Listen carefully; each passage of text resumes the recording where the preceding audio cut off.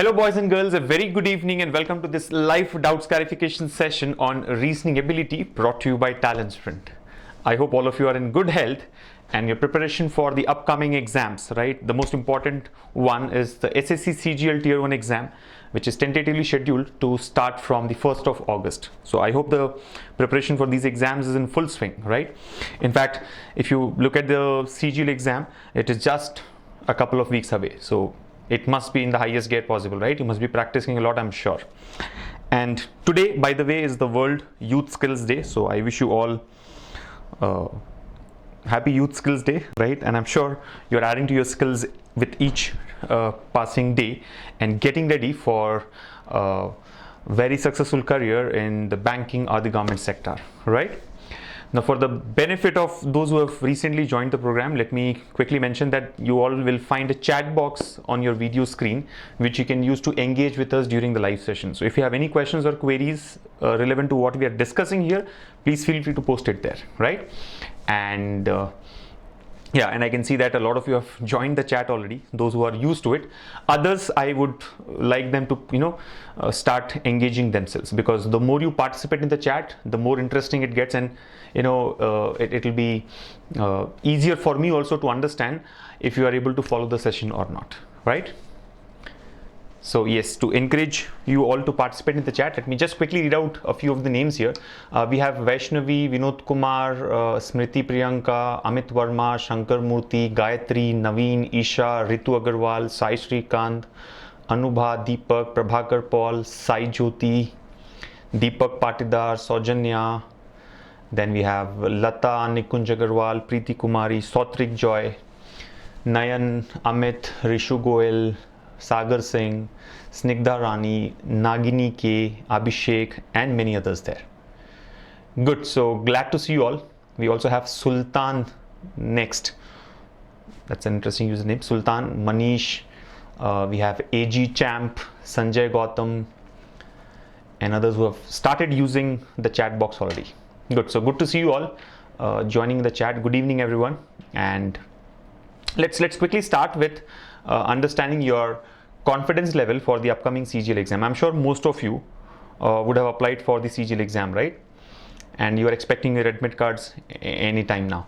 So how is the preparation and how is your confidence level for this exam? Yeah, we also have Nisha, Mamta, Preeti, Dipali Shinde, Pooja Goel, and these are like some new names, I think, right? Dipali Shinde, Pooja Goel, Debasmita. Then we have Abhijit, Sanjeev Das, Rajshri, Amit Kumar, Arpita Majumdar. We have Sheikh, Hazia Sultana, and others there, right? Vikrant Kumar, Ajit, Manisha. Good. So how's your preparation and how's the confidence level, right? Like I've mentioned, just 2 weeks for this exam, right? Assuming that your exam is on the first slot, which is August 1. And by this time you must be like fully ready, right? I mean, of course, your practice would continue. You will still practice every day for the next 14-15 days left, right? But you should be prepared in terms of the concepts and the topics that you have to get ready for, right? There should not be any topic at this point of time. There should not be any topic which is still left untouched, right? You should be thorough with all the concepts, all the techniques, smart methods. You must know all the formulae, the shortcut formulae, and the basics which are useful in solving questions, right? You continue practicing, right? The more you practice now, the easier it gets, and more importantly, it builds your confidence, right? You should solve the previous year papers. You should take all NIA mock exams. You should do you should take a lot of practice tests so that you can walk into the examination hall confidently, right? Remember, like I've always mentioned, and I'm repeating this again today, these competitive exams are a test of your state of mind, right? This is not really a test of your knowledge, because what they're testing here, what the kind of questions asked are what we had learned in 9th and 10th standard, right? I mean, nothing comes from what we have learned in +1 or +2, right? In your intermediate level, right? It's all about that high school mathematics and reasoning skills, so and English language for that matter. So I think it's not about knowledge alone, right? It's more to do with your state of mind, right? Remember our discussion yesterday? I told you that they actually want you to go through this pressure, right? And see who all can handle this, right? They're trying to find out people who can work under pressure. And that's the whole idea, right? So while you practice a lot to reduce your imperfections, you should also practice on going and taking the exam confidently, right? How you behave in that 60 minutes, in those 60 minutes is really going to be very, very important, right? You should be prepared for the worst of the situations. You should be ready to handle anything that comes your way, right? Sure, good. So let me read out responses here. Manish says, I've not applied this year because of last semester exam and I'm preparing for the next year. Okay. Yeah.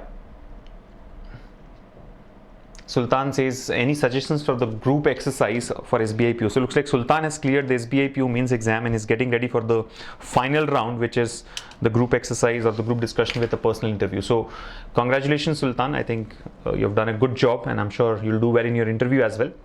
And yes, all the best. Do everything possible so that you clear the last hurdle as well. We have one user here by name Prats, Prats, says, please discuss the reasoning questions of daily test of 14th July from banking. Well, I think as a process, we will not be taking up questions straight through the chat. Prats, I'm not sure about your name there.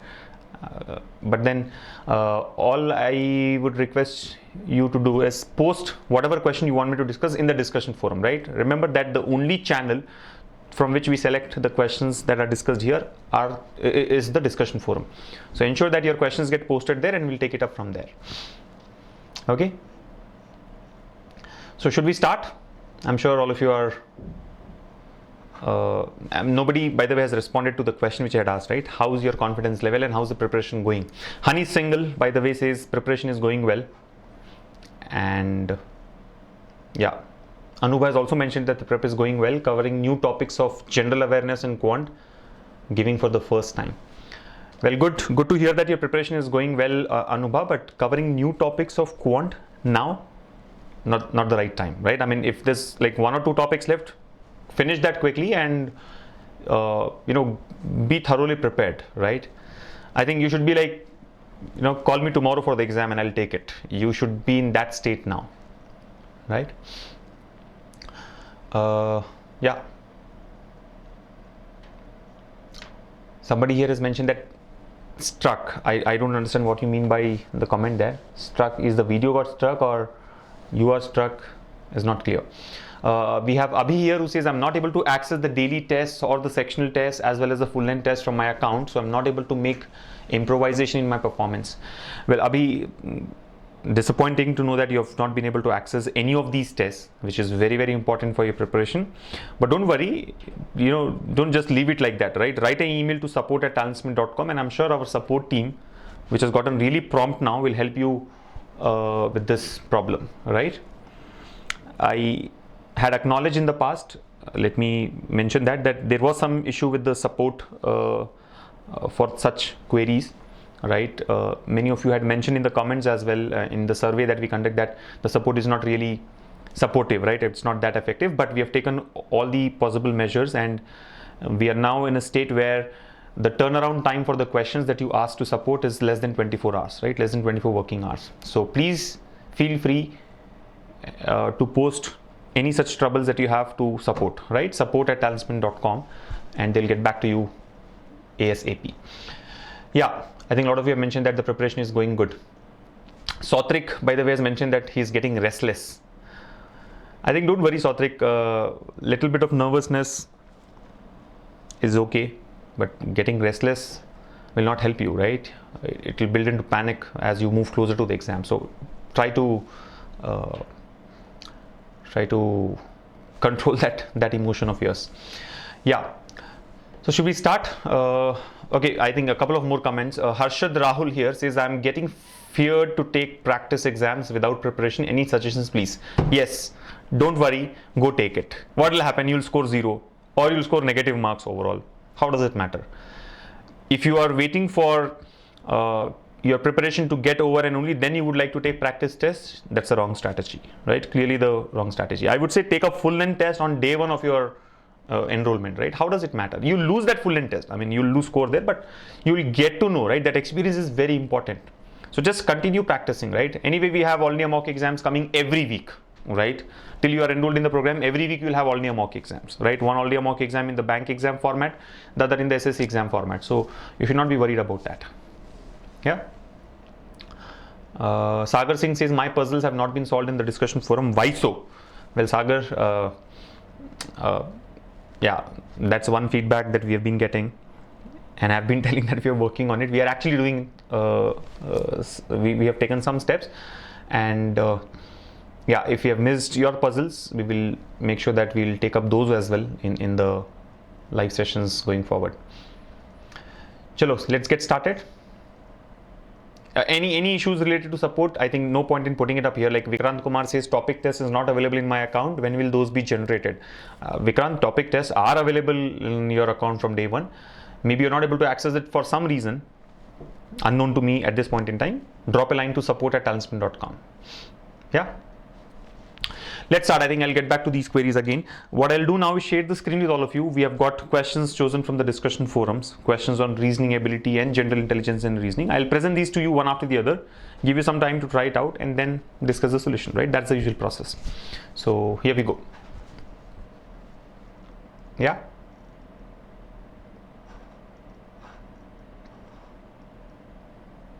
All right. So sharing the screen now with the first question on your screens now. All right, this was posted by Kisan Mohanty.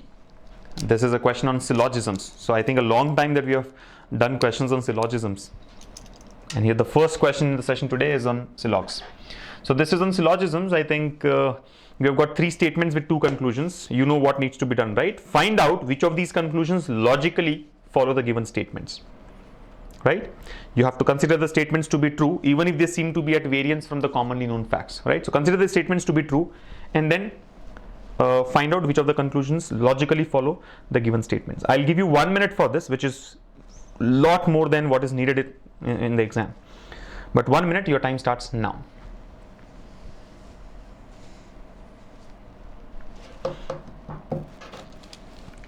I'll read out the statements, by the way. Statements here are: some cards are envelopes, all covers are envelopes, no cap is a cover. So 3 statements: some cards are envelopes, all covers are envelopes, no cap is a cover, and 2 conclusions. The first conclusion says at least some covers are cards. The second conclusion says some envelopes are not caps. Interesting. So let's see how many of you get the answer. There's a some not type of a conclusion there. Some envelopes are not caps, right? Some not. So you have to be a little careful when you verify that one. Anyway, let's see who all get the answer and what the right answer is. So I think answers have started coming in already. 2 only. Right, only 2. Shomu Banerjee has got only 2. Sagar Singh says it's only 2. Deepak has got only 2 follows. Then we have, I think, Milan, who's got only 2 follows. Kohli, by the way, says none follows. Naman Agarwal, Anubha, Preeti, Nisha, Kritika Datta, Puneet, Rishika, Prabhakar, and Rudraditya Mohinty have also said 2 follows. Mohit, on the other hand, says none follows. I think there are 2 different responses here. Only 2 follows or none follows. Yeah? Yeah, a lot of you have responded. Krishna, Nikunj Agarwal, Abhi, Selvi, Amit Verma have also got 2 follows. Rishu Goel says both follows. So third type of answer now, both follows. So only 2 follows is the most common response. Then none follows, and then Rishu Goel says both follow. Anubha says, I reported an error for this question today in the daily test section. Well, okay, Anubha, you have reminded me of something very important that I had to announce about the report an error option that we have brought in. Well, I'll talk about it after we solve this question. Just remind me about that. Yeah, Isha is confused. Honey Single has skipped it. And others have got something, right? None, both, or only 2. So should we discuss the solution now? I think time is up already. 10 more seconds, last 10 seconds, and then we look at the solution.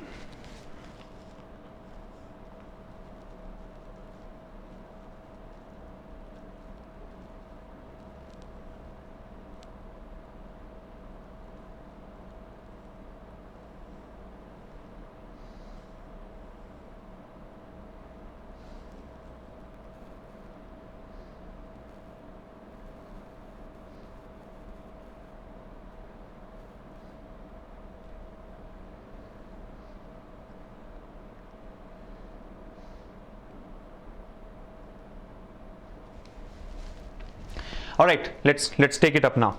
So here we go.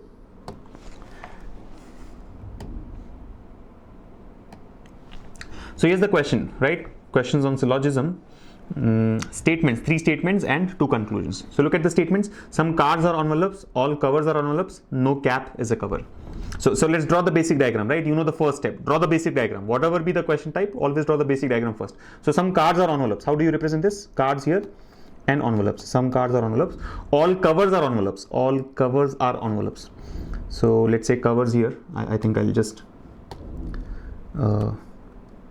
yeah, there are 2 elements starting with C, right? Cards and covers. So what I'll do is cards, let's say CD, and covers we'll say CV.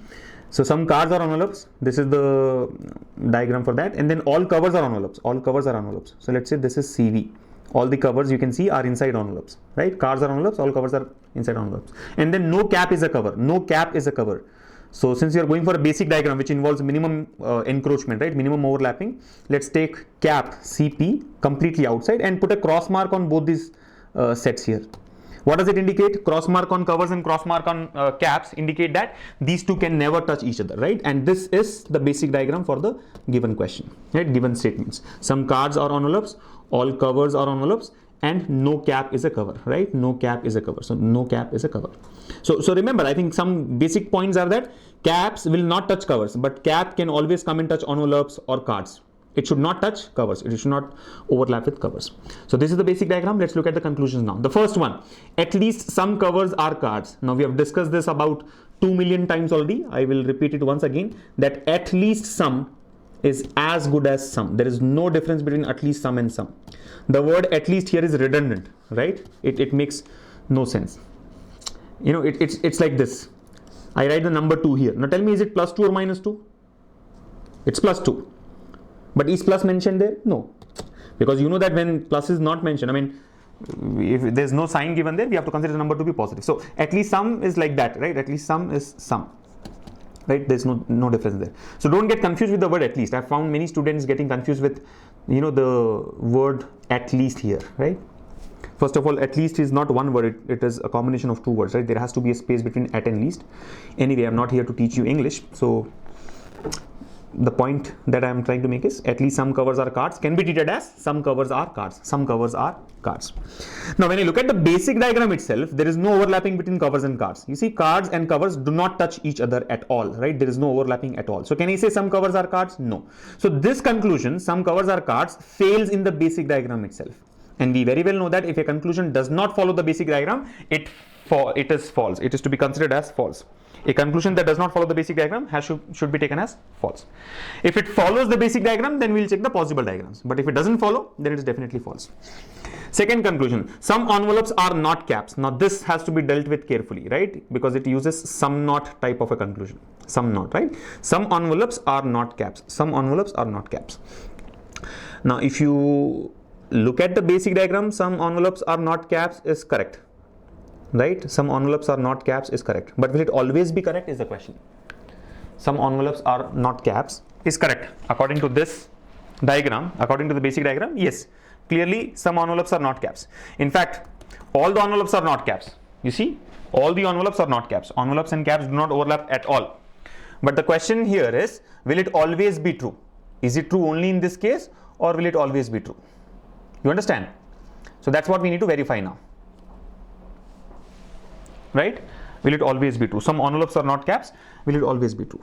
Well, logically, it will always be true. Some envelopes will not be caps. Always. You take any type of diagram. This basic diagram. See. So the point here is some envelopes are not caps. Just follow the basic diagram. Right? I can say these envelopes are not caps. I can choose some of these envelopes. Right? I can pick up some of the envelopes here. The shaded region. I can say these envelopes are not caps. Right? These envelopes are not caps. But will it always be true? You have to check with the help of possible diagrams. You have to draw possible diagrams to verify that. Because when a conclusion follows the basic diagram, you have to check in the possible diagrams. Right? Remember that a conclusion is definitely true if and only if it satisfies not only the basic diagram, but all the possible diagrams as well. But here, if you look at it logically, you don't even have to consider any possible diagram. You can directly say that some envelopes are not caps is always going to be true. Some envelopes are not caps is always going to be true. How can we say that? See, we know that, see, from the second statement, we know that all covers are envelopes. For all covers are envelopes, what is the definite conclusion? Some envelopes are covers. Yes or no? For all A's are B's, what is the definite conclusion? Some B's are A's. This is not my usual handwriting. For some reason, I am not able to write properly here, right? I have a better handwriting than this, just for your information. So all covers are envelopes. The definite conclusion is some envelopes are covers. We know that some envelopes are covers. That is for sure. Now, if some envelopes are covers and no cap is a cover, for no cap is a cover, what's the definite conclusion? No cover is a cap. No cover is a cap. By the way, this is how I write, right? You can see that there's a difference there. So, if you look at the two statements here, from statement 2, we know that some envelopes are covers. From statement 3, we know that no cover is a cap. So, clearly, when some envelopes are covers and no cover is a cap, always there are going to be some envelopes which are not caps. Are you able to follow? Just try to focus on these two statements. Some envelopes are covers and no cover is a cap. So those envelopes which are covers are not caps. Some envelopes are covers. Covers are not a cap. There's no cover which is a cap. No cover is a cap. So always there are some envelopes which are covers and all the covers are not caps. I mean, no cover is a cap. No cover is a cap. So the envelopes which are covers can never be caps. So some envelopes are not caps will always be true. Right? There are always some envelopes which are covers and covers are not caps. So I can say that some envelopes are not caps. Some envelopes are not caps. So the conclusion is only 2 follows. Only 2 follows. And this is more to do with practice. I mean, if you solve a few questions, you would understand that you would realize that you don't have to actually draw possible diagrams always. Without drawing the possible diagram also, you can verify whether a conclusion would really follow or not. You getting it? So don't consider the Venn diagram method to be lengthy. I've seen many students telling me that this is a complex method, we should have some formula or the other types of methods which are there for solving questions from syllogisms. But I am of the view that Venn diagrams is the easiest way and the simplest approach to solve questions from syllogisms. Right? It looks lengthy, it appears to be lengthy, but it's actually not. With practice, it becomes very, very easy to use this method. Right? Anyway, the answer to this question is only 2 follows. I hope all of you have followed this. So there were many who had got the answer as none follows or both follows. I'm sure the doubts are clarified. Before I move to the next one, quickly acknowledge your understanding of this one so that we don't have to come back to this question again, right? Rishu Goel says yes, 2 follows is the answer. I made a wrong diagram for the second statement. Sagar Singh says syllogisms are now not coming. Well, Sagar, I'm not sure if you have got some inside information that syllogisms will not come at all. You never know. The most predictable thing about bank exams is unpredictable, right? I mean, you never know. I know in the last few exams, they have not focused much on syllogisms, which was not the case earlier, but they can come back. This year's exam can be with full of syllogisms questions. And this is real reasoning, man, believe me. Syllogisms is where your reasoning is tested. All this coding and decoding, element series is rubbish in my view, right? It's important for you to get ready with all the topics, but how does it matter? I don't understand. Could we go to the next one? Chandra Neeraj has asked me a question, by the way. Sir, at your opinion, how many questions of reasoning we should attempt in these bank and SSC exams? Because if you are going to check all questions, these are all very time taking. Yeah, so Neeraj, I think you have made the point yourself. You are not going to solve all the questions, you are going to check all the questions and decide which ones you want to solve, right? You should decide. Don't let the situation decide which questions have to be solved. You should decide that I'll solve first one, I'll solve second one, I'll skip the third one because it is time consuming, I'll skip the fourth one because it is time consuming, I'll skip the fifth one because it is time consuming, I'll solve 6th, 7th, 8th, 9th, 10th, I'll skip 11th, I'll skip 12th, I'll solve 13, 14 and so on. As you read the questions, you should figure out, is it worth solving or not? And that's how you proceed. What should not happen is you have solved first one and second one and third one and fourth one and fifth one and sixth one and seventh one, irrespective of how much time it takes. And then towards the end you realize that, okay, time is up. I cannot read the last 5 questions or I cannot read the last 10 questions. That's where you have already failed. It doesn't really matter whether you clear the cutoff or not after that. In my view, you have failed if you have not checked all the 35 questions from reasoning or 25 questions in general intelligence and reasoning of your SSC CGL exam. Okay. Anything else? Followed. Shai Srikanth says reverse syllogism is lengthy. Yes, I mean reverse syllogism is something that has been introduced newly, but I think there also with practice, elimination is the method in my view, right? There you don't find out the right answer, you find out which are the wrong answers. That's always easier in case of reverse syllogism. So it is lengthy for everyone. There's no shortcut or there's no secret that you're not aware of. It's that, I mean, that's the way you solve it. But keep in mind that elimination works better there, right? And with practice, that also should get easier. Should we go for the next one? Yeah. Sanchali Goswami has asked me something again. Should we verify only basic diagram or possible diagrams also in exams? Sanchali Goswami, whether it is exam or your practice or your mock exam, you have to verify not only the basic diagram but also the possible diagrams. When a conclusion follows the basic diagram. If a conclusion does not follow the basic diagram, there ends the matter, there ends the story. It does not follow, as simple as that, right? If a definite conclusion does not follow the basic diagram, you can say it is false. You don't have to worry about possible diagrams in that case. The problem comes when a definite conclusion follows the basic diagram, because there you have to verify the possible diagrams now. But the point that I am trying to make, in fact I just made when we solved this question, was that with practice you don't have to draw possible diagram always. You will get that logic, you will know that yes, this is going to fail somewhere, right? In this kind of a diagram it fails, or this will never fail, right? So possible diagrams, I would say you have to draw, but with practice you can avoid doing that. Okay. Next one, should we go for the next one? Chalo, next question now. Sharing my screen here, and here's the next one. This was posted by Navneet, and this is on ranking and ordering. N ranks 5th in a class, S is 8th from the last.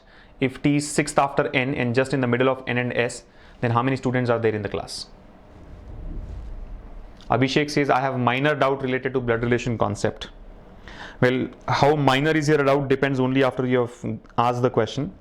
I usually don't entertain questions getting posted in the chat, but since you have mentioned that it's a minor doubt, try posting it in the chat and I'll see if we can take it up. Sagar Singh has got the answer, 24 already. He says the answer is 24.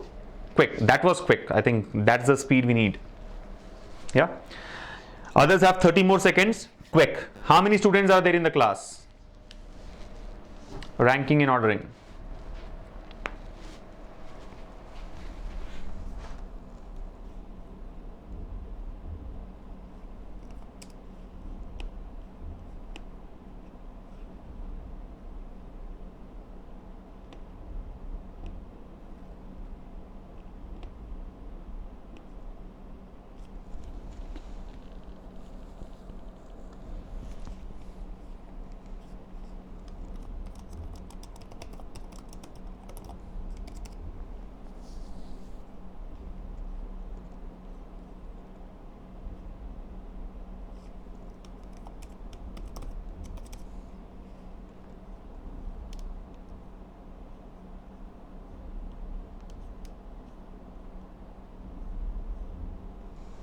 Got it? 24. Did you all get 24? Yeah. So I think the reason we have picked up this question was that Navneet had got 25 as the answer, and he felt 24 is not the answer. So, looks like Navneet needed some clarification. Let's clear it here. So here we go. N ranks 5th in the class. S is 8th from the last. If T is 6th after N and just in the middle of N and S, then how many students are there in the class? So question from ranking is talking about 2 or 3 different persons there, right? N is 5th in the class. Now when you simply say 5th in the class, it is obvious that he's 5th from the top, not 5th from the bottom. I mean, usually there are 2 ways, right? 5th from the top or 5th from the bottom. But if nothing is specified, you have to consider the rank to be from the top, because ranking is in general from top, right? Conventional to take it from top. So N is 5th from top, S is 8th from last. Now here is specified very clearly that S is 8th from last. If T is 6th after N and just in the middle of N and S, then how many students are there in the class? So let's try this. Let's say this is the top position and this is the last position, right? Now N is 5th in the class, so N is 5th from top, right? His rank is 5th from top. S is 8th from last. right? S here is, let's say, 8 from last. If t is 6th after n, t is 6th after n. So see, n is coming from top, right? N is 5th from top. T is 6th after n. 6th after n means what? N is 5th position plus 6th position will give you t's position. So 5 plus 6, 11. T will become 11th from top. Yes or no? How is it 11? 5 plus 6. N was 5th plus 6 persons will give you t's position. And just in the middle of n and s, in fact, the distance between n and t is as good as the distance between s and t, right? So t is 6th after n, t is 6th after n, which means he comes in the 11th position from top and just in the middle of n and s. Now if t is just in the middle of n and s, can you also tell me what is can you also decide what is s's position from the bottom, from the top? See, understand, simple. N is 5th, t is 11th. So how many persons are there between n and s? How many persons are there between n and s? Between n and s there will be 5 persons. Don't say 6 persons, because 6th person is t. Are you able to follow? When you start from n, 6th person is t. That means between n and s, and between n and t there are 5 persons, right? T minus n is 6. 11 minus 5 is 6. But you cannot take 6 as the value here, because you have to consider the number of persons in between n and t. So 5th position is here, 11th position here, 6th, 7th, 8th, 9th, 10th. 5 persons in between. 5 persons between n and t. If there are 5 persons between n and t, obviously there are 5 persons between t and s as well, because t is exactly in the middle, right? Just in the middle of n and s. So based on that, can you tell me what is s's position from top? See, t is 11th, plus 5, 11 plus 5, 16, plus 1 position, s position, 17th. You're able to follow. So I can say that s's position from top will be 17th. S's position from top is 17th. You're able to follow? 11th position is t, plus 5 persons in between will make it 16th person, and then s is the 17th person. So now you know position of one person from both the ends, which is s. You know s's position from bottom is 8, from top it is 7. And once you know a particular person's position from both the ends, you can find out the total number of students easily, right? What will be the total number of students? First position plus second position, or position from top plus position from bottom minus 1. So 8 plus 17 minus 1 gives you 24. I mean, this concept has been discussed in the video of ranking and ordering, right?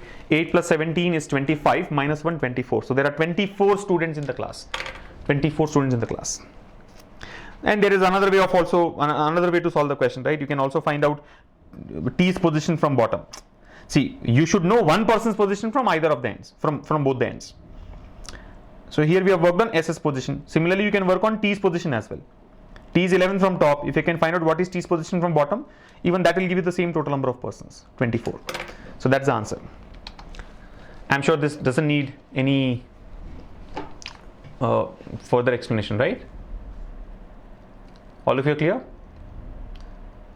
I think Pooja, Goel and Prats have marked 16. What is 16?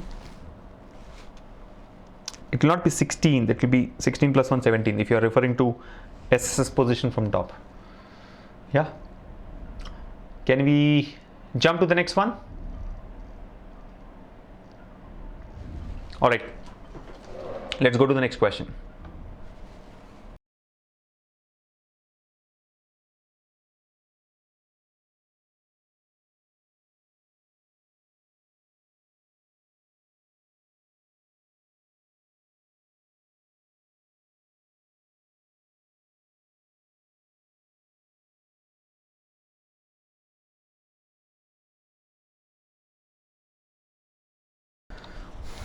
So here's the next question. This was posted by Bhavita. And what does it say? A, B, C, D, E, F, G and H and K are sitting around a circle facing the center. B is 4 to the left of G, who is second to the right of C. F is 4 to the right of C and second to the left of K. A is 4 to the right of K. D is not an immediate neighbor of either K or B. H is third to the right of E. Can you show the diagram, please? I like this. She's not given us the 5 questions. She just says, draw the diagram. So let's do it. Looks like a simple arrangement, right? There's only one parameter. What is that? The persons. We have to arrange these persons around a circular table. And all of them are facing center. So that is even easier to do, right? How many persons? 1, 2, 3, 4, 5, 6, 7 and 8 and 9. So total 9 persons. 9 persons to be arranged around a circular table. I give you like 2 minutes maximum to try this. And your time starts now.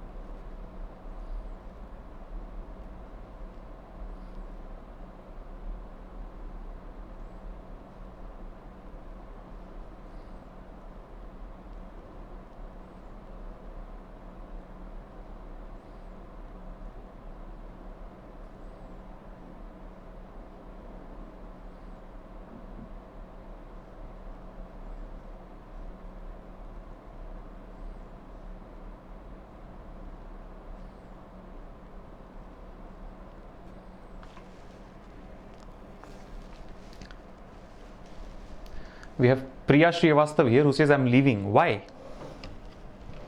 I mean, you're free to leave anytime you want, but what happened? Done?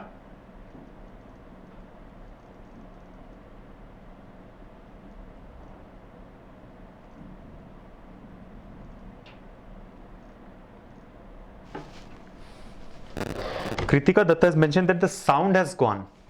Are you guys not able to listen to me? Are you guys not able to hear me?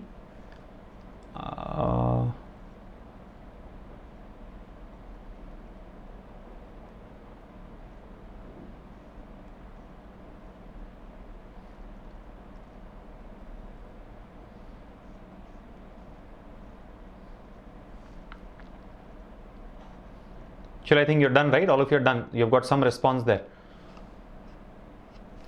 So let's try. Should we take it up now? I think a lot of you have done here, right? Bhanupriya, Mohit, Roshni, Deepak.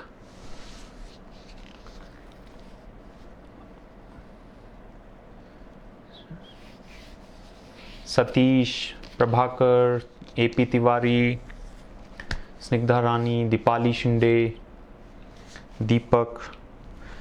Yeah, so shall we start this now? I think yes, we can start. I've given you 2 minutes. Time is already up. Let's look at the solution. So here we go. This question was posted by Bhavita and looks like a simple circular arrangement. See what it reads: A, B, C, D, E, F, G, H and K are sitting around a circle facing the center. And then the clues are given, right? B is 4 to the left of G, who is second to the right of C. F is 4th to the right of C and second to the left of K. A is 4th to the right of K. D is not an immediate neighbor of either K or B. H is 3rd to the right of E. And Bhavita wants us to show the diagram, right? Can you show the diagram? So let's just draw the diagram and complete the arrangement here, right? So the first rule is count the number of persons. Here you see there are 9 persons, right?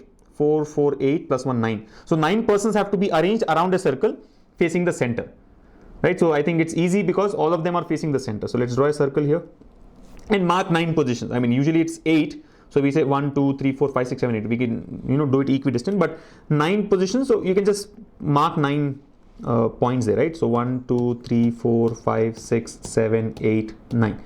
These are 9 positions. All of them are facing the center, right? What happens when persons are facing center? Basics again, right? When a person is facing center, left should be taken clockwise and right of that person should be considered anti-clockwise, right? Left is clockwise, right is anti-clockwise. Okay, so this is the basic convention that you must know, right? Directions. Now, first point, B is 4th to the left of G. B is 4th to the left of G. Another point is whenever you're solving a arrangement where center facing persons have to be arranged, right? When persons are facing center, always start from bottom of the circle. It's easier to start that way. So I'm assuming G sits in this position. B is 4th to the left of G. Left is clockwise, 4th to the left of G. 1st, 2nd, 3rd, 4th. B comes here. Who is second to the right of C? Now remember, who refers to the preceding person, right? Who here refers to the preceding person. So basically it says G is second to the right of C. G is second to the right of C. G is second to the right of C. Now G is second to the right of C implies C is second to the left of G. See, when all the persons are facing the same direction, either center or outwards, what we can say is your left is if you are towards my left, I am towards your right. So here the point made is G is second to the right of C, which implies C is second to the left of G. Second to the left of G, first and second. C comes here. Next point, F is 4th to the right of C. F is 4th to the right of C. C is already marked. F is 4th to the right of C. Right is anti-clockwise. So go anti-clockwise 4 positions. 1, 2, 3, 4. F comes here. F is 4th to the right of C and second to the left of K. So F is 4th to the right of C is done. And now when you use the word and or using a conjunction, let's say and, but, whereas and all that stuff, whenever you use a conjunction, you refer to the first person. So who is second to the left of K? The first person of the statement, F. F is 4th to the right of C and F is second to the left of K. F is second to the left of K. F is second to the left of K. Again, if F is second to the left of K, K is second to the right of F.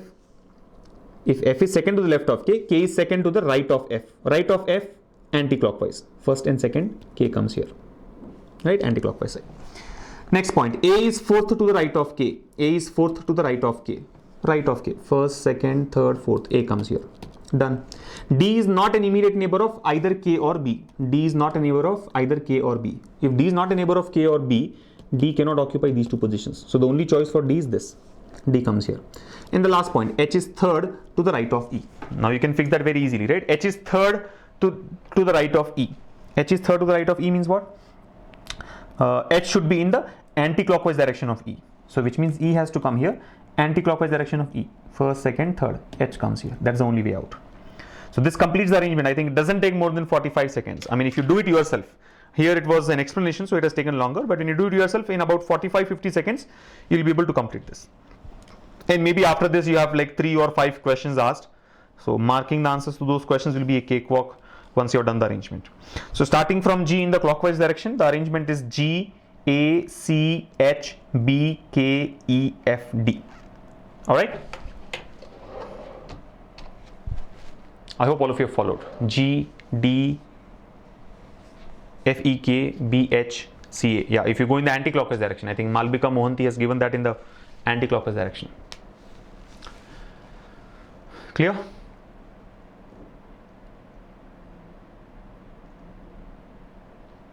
Venkat says the paper was quite easy apart from current affairs. Yeah, I think today was the KVB exam, right? If I'm not wrong.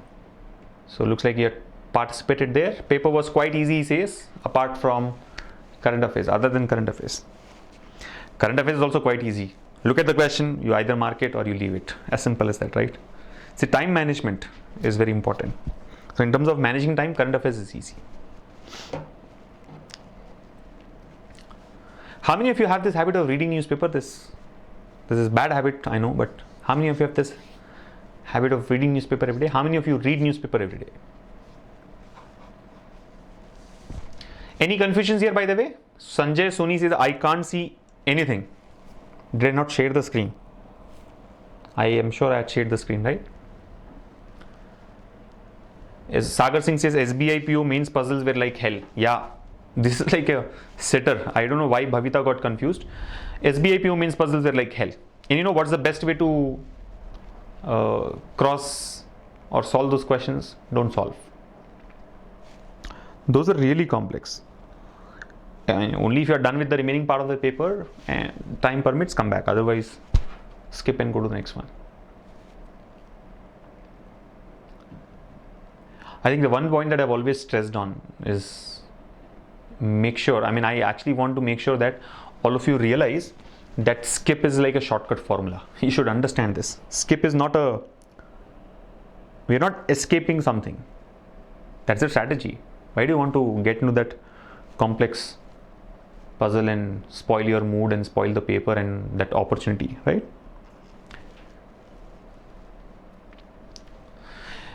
Clear? I'm sure all of you are clear with this. Can we jump to the next one?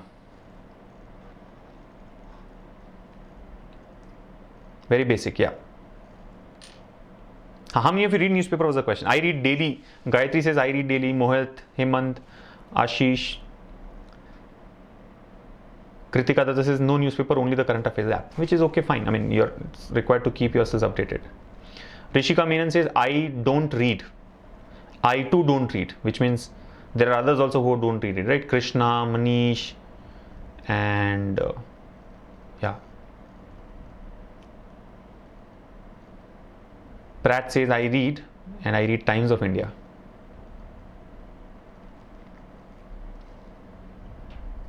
Yeah, so it looks like many of you use this app, some app for current affairs, right? While you don't read newspaper, but yeah. Rishika Menon says newspapers are boring. Yeah, so is your exam, but that doesn't mean that you will not take the exam, right? You just can't say that this is a boring recruitment process. I am not going to appear for bank exams. You have to do things which you don't like sometimes.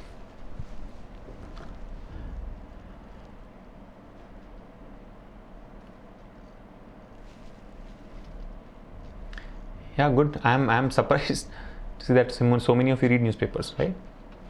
Abhishek says I read novels. I don't like newspaper. Good. That's also good. But there is a problem. They don't ask questions on novels in your section, right? General awareness section.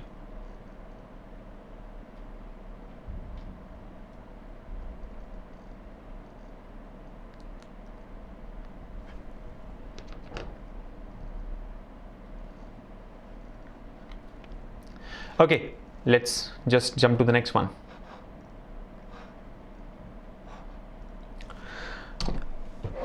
The next question on your screens now.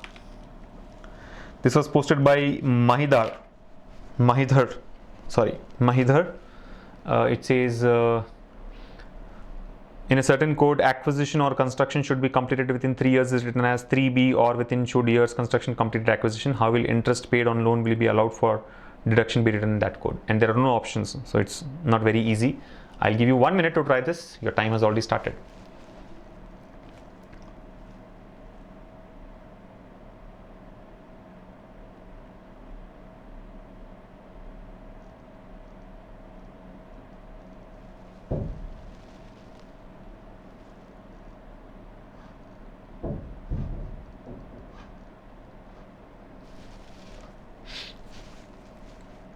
Interesting one. Even I'm not sure what to be done here, right? Acquisition or construction should be completed within 3 years. This is written as 3B, or within should years construction completed acquisition. So he says, how will interest paid on loan will be allowed for deduction be written in that code? Let's see how many of you get the answer.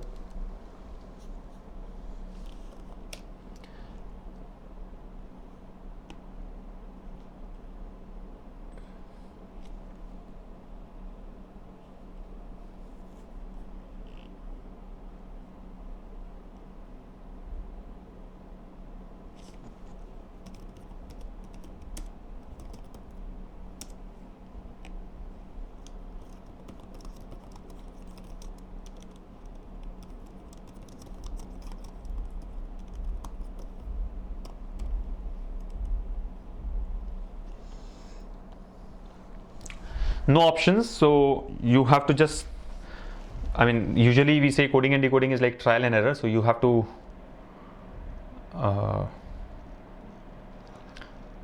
give it a try. But if options were there, it would have been a lot easier. Many of you have skipped it, I guess, which is a good way to solve the question or deal with this question when you have no clue. But I think here it's more to do with direct mapping. I don't see any logic. You just find out what has been done with the first statement, do a similar rearrangement in the second statement, and you get the answer. Let's see. So here's the question. In a certain code, acquisition or construction should be completed within 3 years is written as 3B, or within should years construction completed acquisition. How will interest paid on loan will be allowed for deduction be written in that code? Right, and no options. So let's try it out. I think the first thing that we have to observe here is the words are same. They have just been shuffled, but same words have been used, like acquisition, right? Acquisition is here, or construction should be completed within 3 years, be completed within 3. So we don't see any change in the words there, which usually happens. If you remember, coding and decoding, the words change or the letters change. Same happens in machine input output also these days. But here the words are all same. They have just been shuffled. Now, before trying anything, I think one thing that I'd like to check is the count of words. How many words are there in the statement here? 1, 2, 3, 4, 5, 6, 7, 8, 9. In the second statement, 1, 2, 3, 4, 5, 6, 7, 8, 9. Yeah, so I think if you don't find any logic in this coding here, just do the direct mapping. Like acquisition is first word, or is second word, construction is third word, should is fourth word, be is fifth word, completed is sixth word, within is seventh word, 3 is eighth word, and years is ninth word. Now just understand the order in which the words have been shuffled. 3 is 8, B is 5, or is 2, within is 7, should is 4, years is 9, construction is 3, completed is 6, acquisition is 1. So what's the order? Basically 8, 5, 2, 7, 4, 9, 3, 6, 1. In that order you just arrange the words and you'll find the answer in the options. If options were there, we would have gone for elimination. We don't have to do the complete arrangement, but since options are not there, let's do the whole thing here. So we'll do the same thing. The statement given is interest paid on loan will be allowed for deduction. So 1, 2, 3, 4, 5, 6, 7, 8, 9. Now do the rearrangement. What will be the answer? The answer should be as per the logic. 8, 5, 2, 7, 4, 9, 3, 6, 1. So what is the eighth word? For. So check how many options are starting with for. If there's only one option that starts with for, that can be taken as the answer. Otherwise continue. right? And each step you just check and try to eliminate the answer options. So fifth word is will, second word is paid, seventh word is allowed, fourth word is loan, the ninth word is deduction, third one is on, sixth one is B, and the first one is interest. So what does it become? For will paid, allowed loan deduction, on B interest, right? That's the answer. I mean, I'm assuming that's the answer. That's the only way to do it. If it is not there in the options, then we'll have to try with some other logic. But Mahidhar has not given us the options, so let's not spend too much time on these questions. Even otherwise, I would say in questions based on coding and decoding, don't waste your time. You never know how much time it would take to get the right logic. Always give it a try, but don't spend more than 20-25 seconds. If you get it, well and good. Otherwise, just jump to the next one. All right. Should we take up the next one?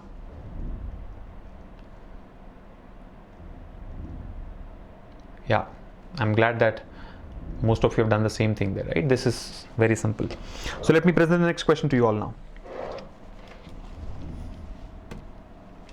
Okay, here's the next one. This was posted by Abhishek, and this question is on blood relations. I think Abhishek, you were the one who had mentioned that you have some minor doubt in blood relations, right? Is this the same question that you're referring to? What does it say? A is the uncle of B, who is the daughter of C, and C is the daughter-in-law of P. How is A related to P? Oh, looks like a simple one again. Why are you guys not answering these questions in the forum? Yeah.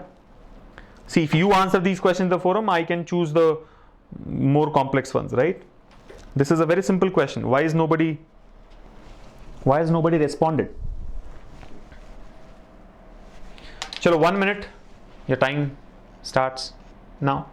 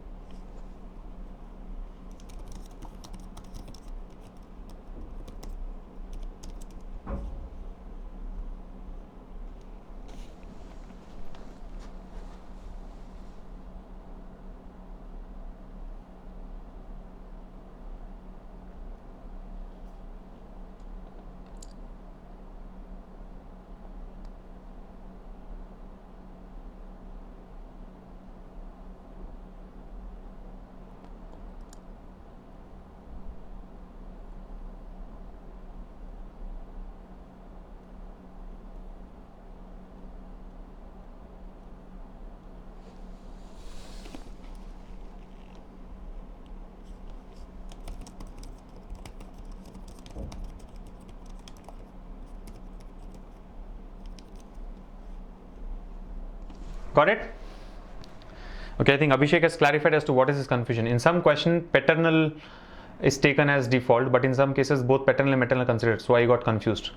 Well, that confusion is always there, but usually we have seen that in bank exams they go for the paternal relationship when nothing is specified. So here also you do the same thing. Strictly speaking, data is insufficient. I can say that answer cannot be determined, because he has mentioned that A is the uncle of B. Now, uncle of B means what? Paternal uncle or maternal uncle? That will give us two different types of answers.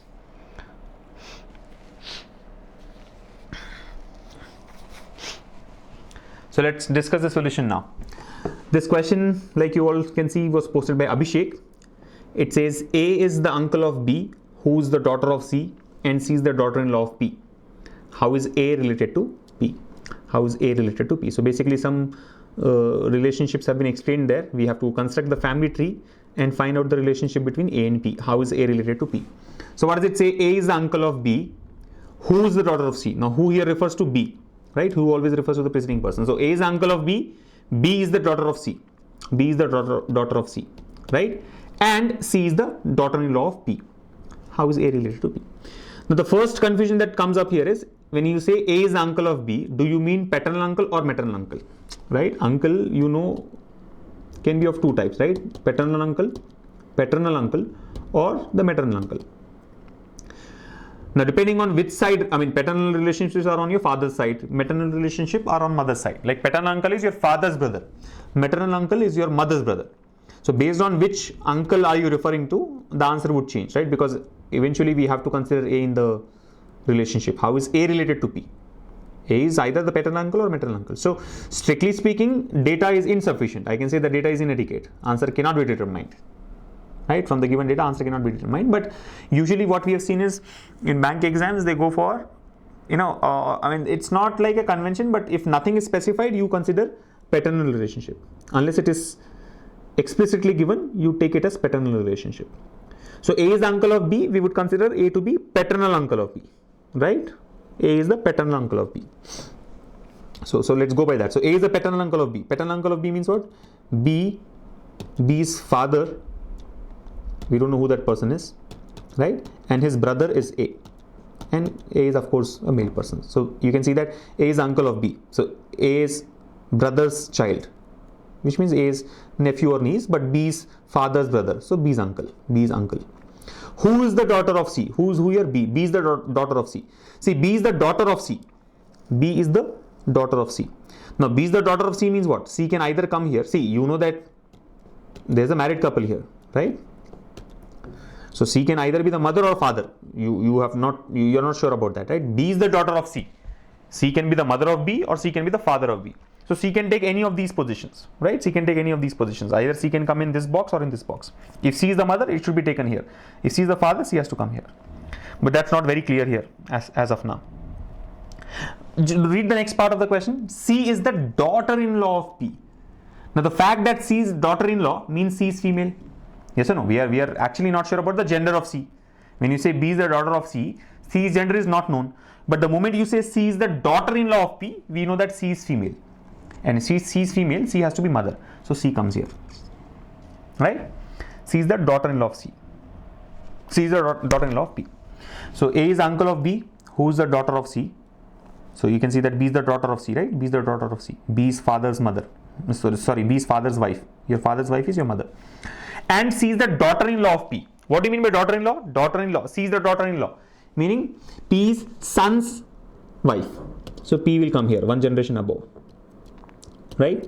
P's son's wife. Son's wife is daughter-in-law, right? P's son's wife, daughter-in-law. Again, P's gender is not known to us. P can be male or female, right? C is the daughter-in-law of P. P can either be the father-in-law of C or mother-in-law of C. Both are possible. Now the question is, how is A related to P? How is A related to P? How is A related to P? See, P's son's brother. P's son's brother. Your son's brother is your son. P's son's brother. Son's brother is your son. So basically, how is A related to P? A is the son of P. Yes or no? We can say that A is the son of P. How is P related to A? Cannot be determined because P can be the mother of A or father of A. Both are possible. So how is A related to P? A is the son of P. So answer is son. A is the son of P. Option 1. P is the father or mother of A. Of course, the question is on how is A related to P. So how is A related to P? A is the son of P. So we can say son is the answer. But if the question says how is P related to A? How is P related to A? P is either the father or mother of A, right? P is the parent of A basically, right? So we can say data is insufficient because P gender is not known to us. Again, answer is son, assuming that A is the paternal grandfather, paternal uncle. We have considered A to be the paternal uncle and not the maternal uncle, right? If you say A is a maternal uncle, then we will get some other answer, right? So this is like a, this confusion is always there, but we have seen that in most of the cases or most of the times in bank exams especially, they have considered a paternal relationship when nothing was specified.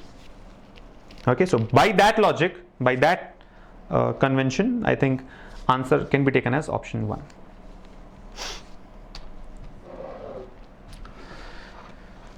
Should we go for the next one now?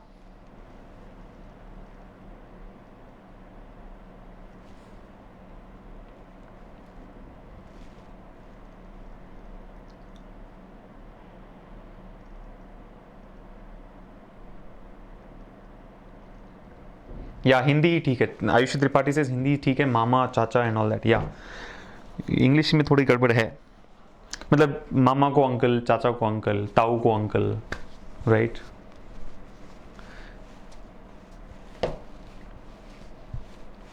Hindi बहुत सही है, try. I mean, that way the problem is also with the, I mean, even when you talk about grandfather, right? I mean, they say grandfather. Now, grandfather matlab kya? Your father's father or mother's father? For that, they have to specify paternal grandfather or maternal grandfather. Hindi is like ultra simple, right? Dada ya nana. So it's easier that way to solve questions when the relationships are given in Hindi, but yeah, can't help you.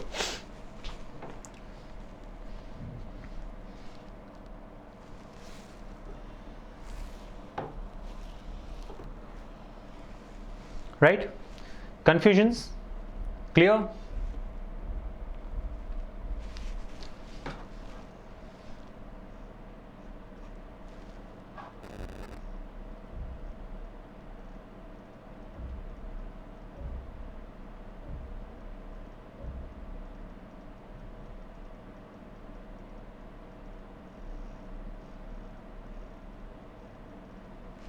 Chalo, let's go to the next one.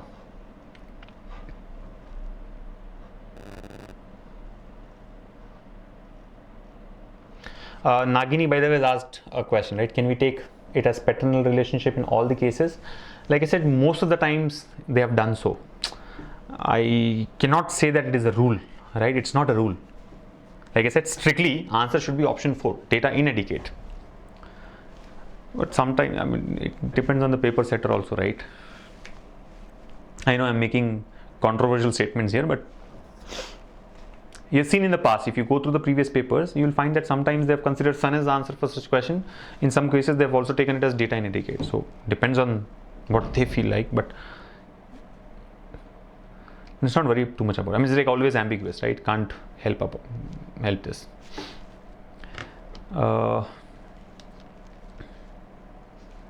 Next question. Let me just go to the next one now. Okay, here's the next question. This was posted by Abhi Tripathi, and this one is on coding and decoding. So try this. We have discussed this question, these type of questions many times, right? I mean, this is a new format introduced in coding and decoding where they use a symbol, a letter, and a number to represent a word, and it's all about cracking the logic there. So I'll leave you with this for maybe a minute or so. Let's see how many of you get the answer. So it says keep calm and enjoy is coded as 5#Z, 5 copyright X, 2% V, and 2 copyright P. Similarly, we have the clam and silence, the clam or the calm. Again, anyway, doesn't matter. The clam and silence. Put the things back. Talk softly and gently.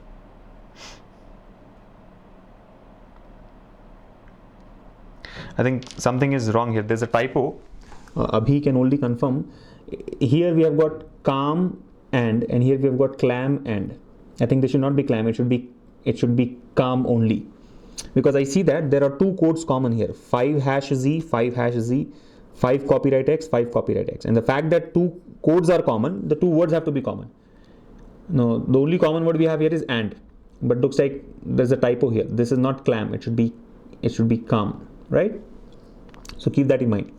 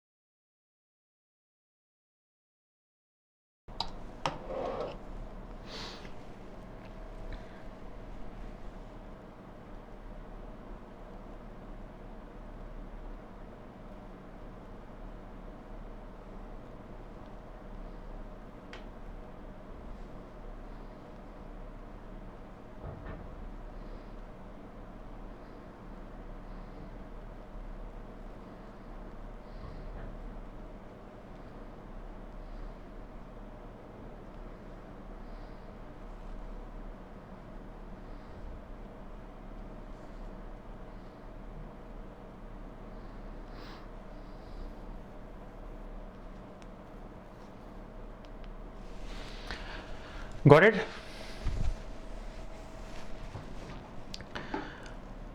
I think option 2 is what most of you have marked here, right? Using elimination. Nayan says I've used elimination to get the answer. Yeah, I think the only answer that I see is option 2. But then AP Tiwari and Nayan have marked option 4. Hemant had also marked option 4. Milan, Deepak, Sagar Singh, Nayan, Amit Kumar, Prabhakar, Naveen, Preeti, Sachin, Sheikh Hazia, Abhi, Venkatesh, Vinita, Arpita, Navneet, Sanchali, Ashish. I think all of you have got option 2. So looks like option 2 is the answer, huh? All right. So shall we take it up now?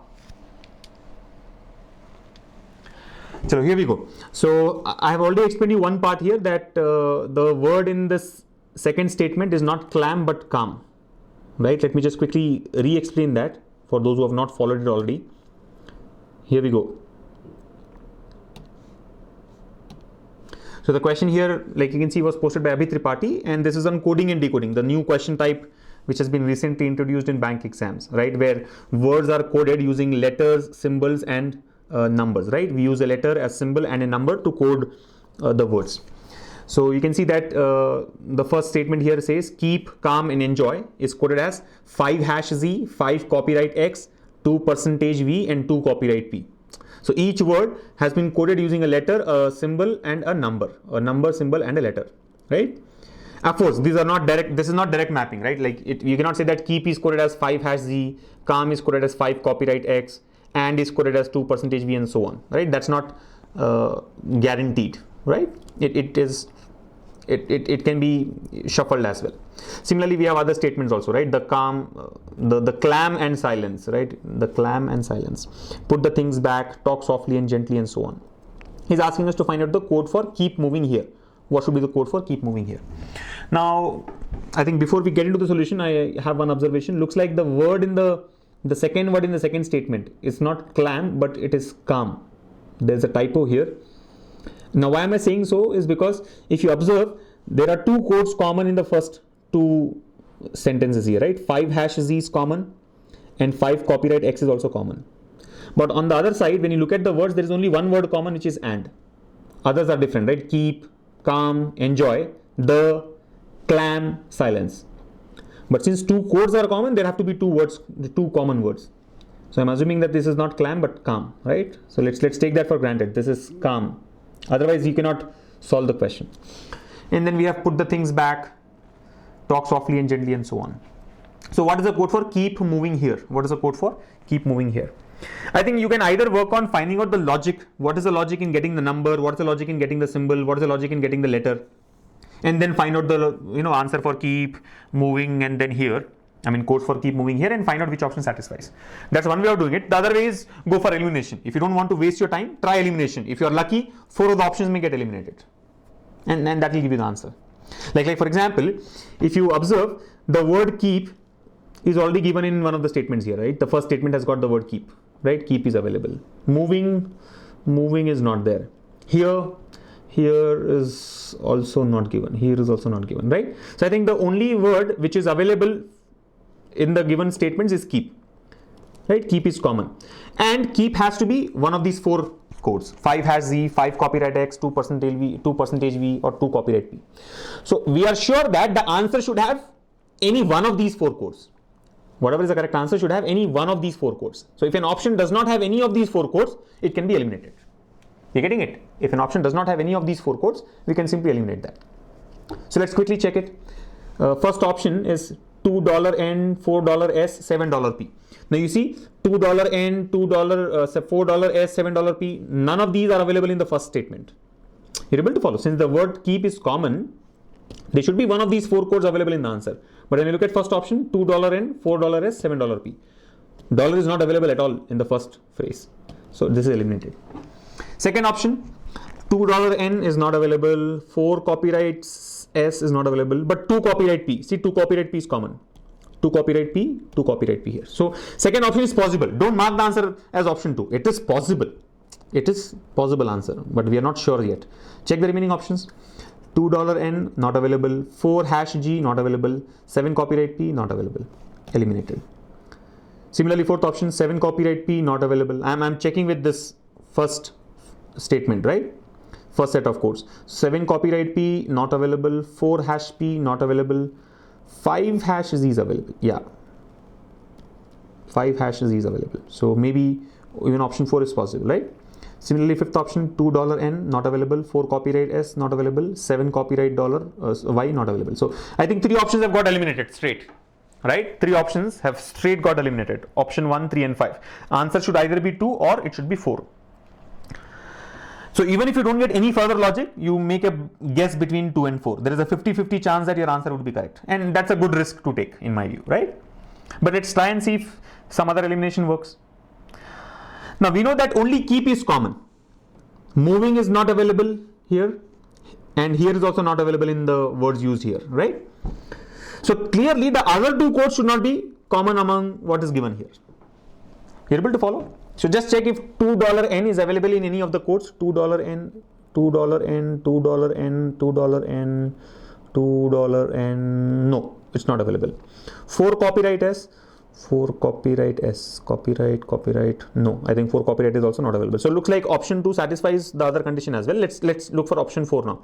7 copyright P, 7 copyright P, copyright P, 7 copyright P, 7 copyright P, 7 copyright Y, and here we have 7 copyright G. So 7 copyright P is uncommon, so which is okay.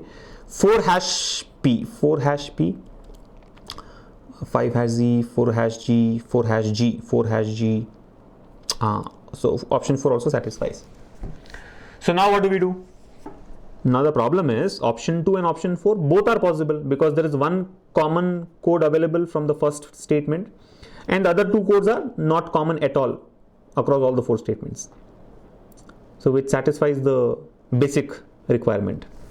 So now I think we'll have to work on. So if you are running short of time now, if you don't have any more time left, I think make a choice between 2 and 4. Go by your gut. You'll either get +1 or you'll get -0.25. You should be ready to take that. You should be ready to take that chance.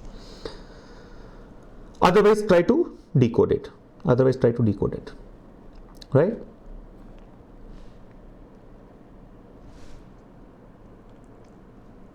So let's work on the logic now. What do you think can be the logic? So I'll do one thing. I'll just clear whatever we were done here on the codes so that we can read it properly.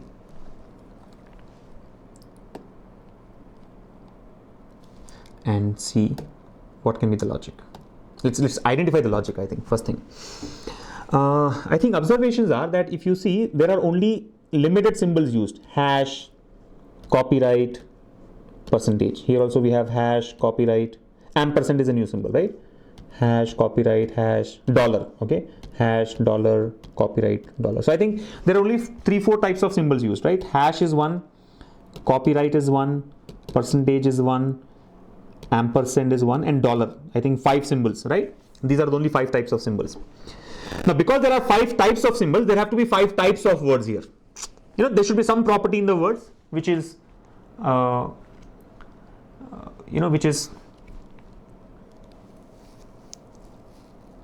which should be able to kind of help us map those 5 types of words with these 5 symbols. So let's try and work on that.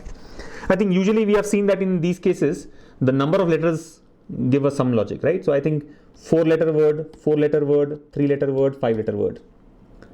3-letter word, 4-letter word, 3-letter word. Silence is 7 letters. Then 3, 3, 6, 4. Then we have 4, 6, 3, and 6. Yeah.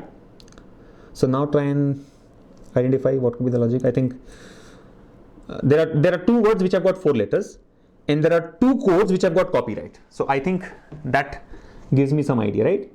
See, 2 4-letter words and 2 codes have got copyright. Here only 1 4-letter word, only 1 code has got copyright. Others are hash, ampersand, hash. Only 1 4-letter word, only 1 copyright. Only 1 4-letter word talk here and only 1 copyright. So clearly I can say copyright is for 4-letter words and there are 4 letters. That way you can map it for others also, right? Now, one 3-letter word, one 5-letter word. So hash and percentage. We don't know which one belongs to which one. But then if you look at the next statement, there are two 3-letter words. The, calm and silence, right? Two 3-letter words. The and. The and. These are two 3-letter words.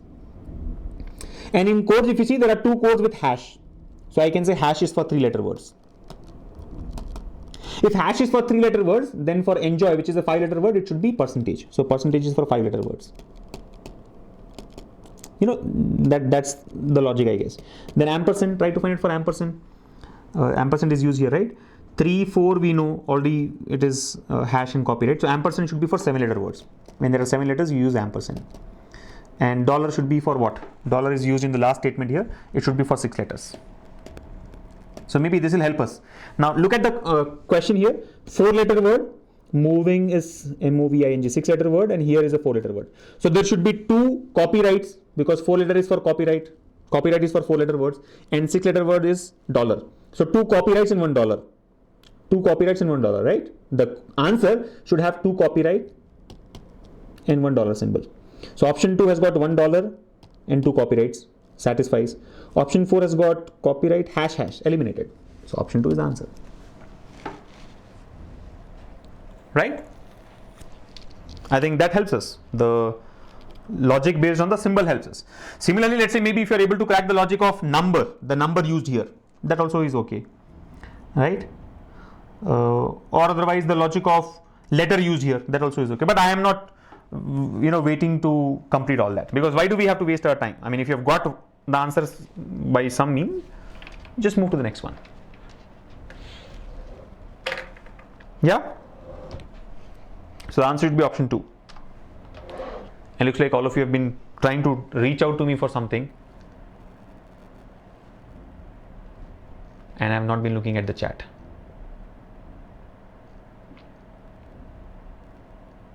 Okay, many of you mentioned that we don't have to do so. So how do we eliminate? What is the other logic?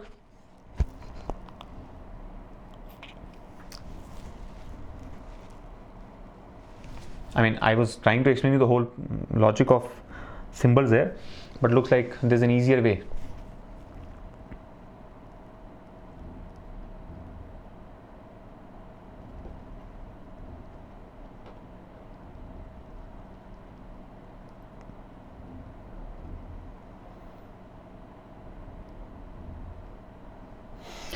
Oh, I have understood what you're trying to say.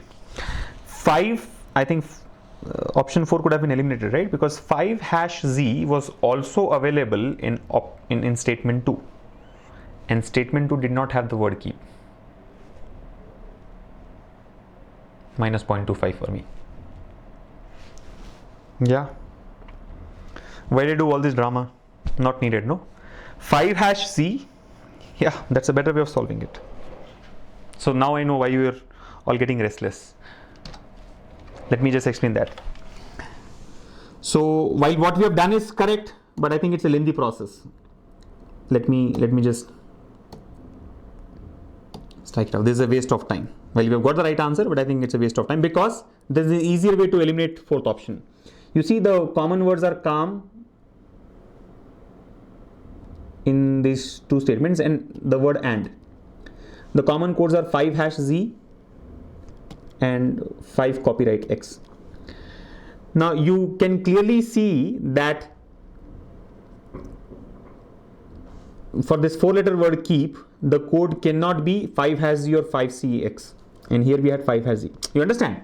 5 hash z and 5 copyright x are meant for calm or and, between calm and, but not for keep. Keep should either be 2% v or keep should be 2 copyright p. So that way we can eliminate option 4 straight. Yeah, waste of time. So minus 0.25 for me, and all of you get +1 for getting that right logic at the right time. Good.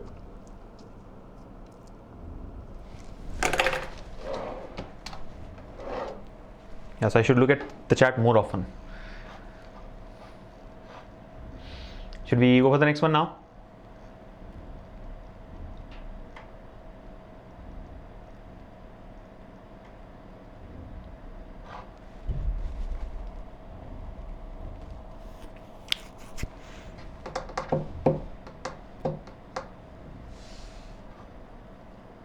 Yeah, finally I understood. Thank you.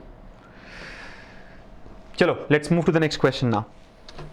Here we go.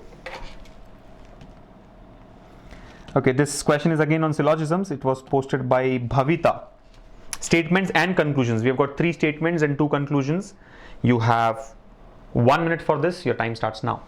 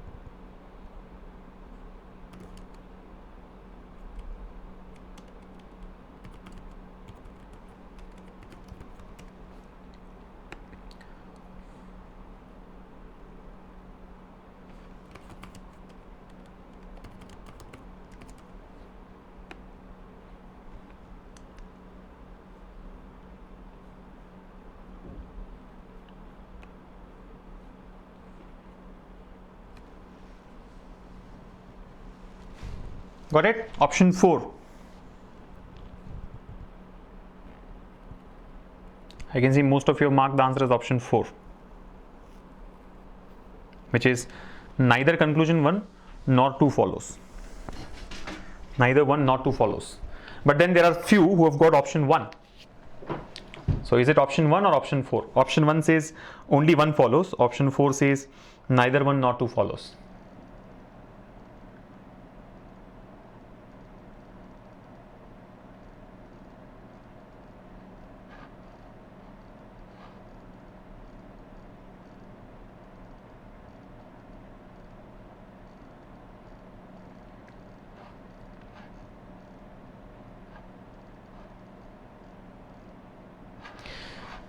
Okay, so I think let's discuss this now. A lot of you have responded. I'm glad that you have got some answer. 1, 4, 5, 2 or 3 doesn't matter, but you have tried it.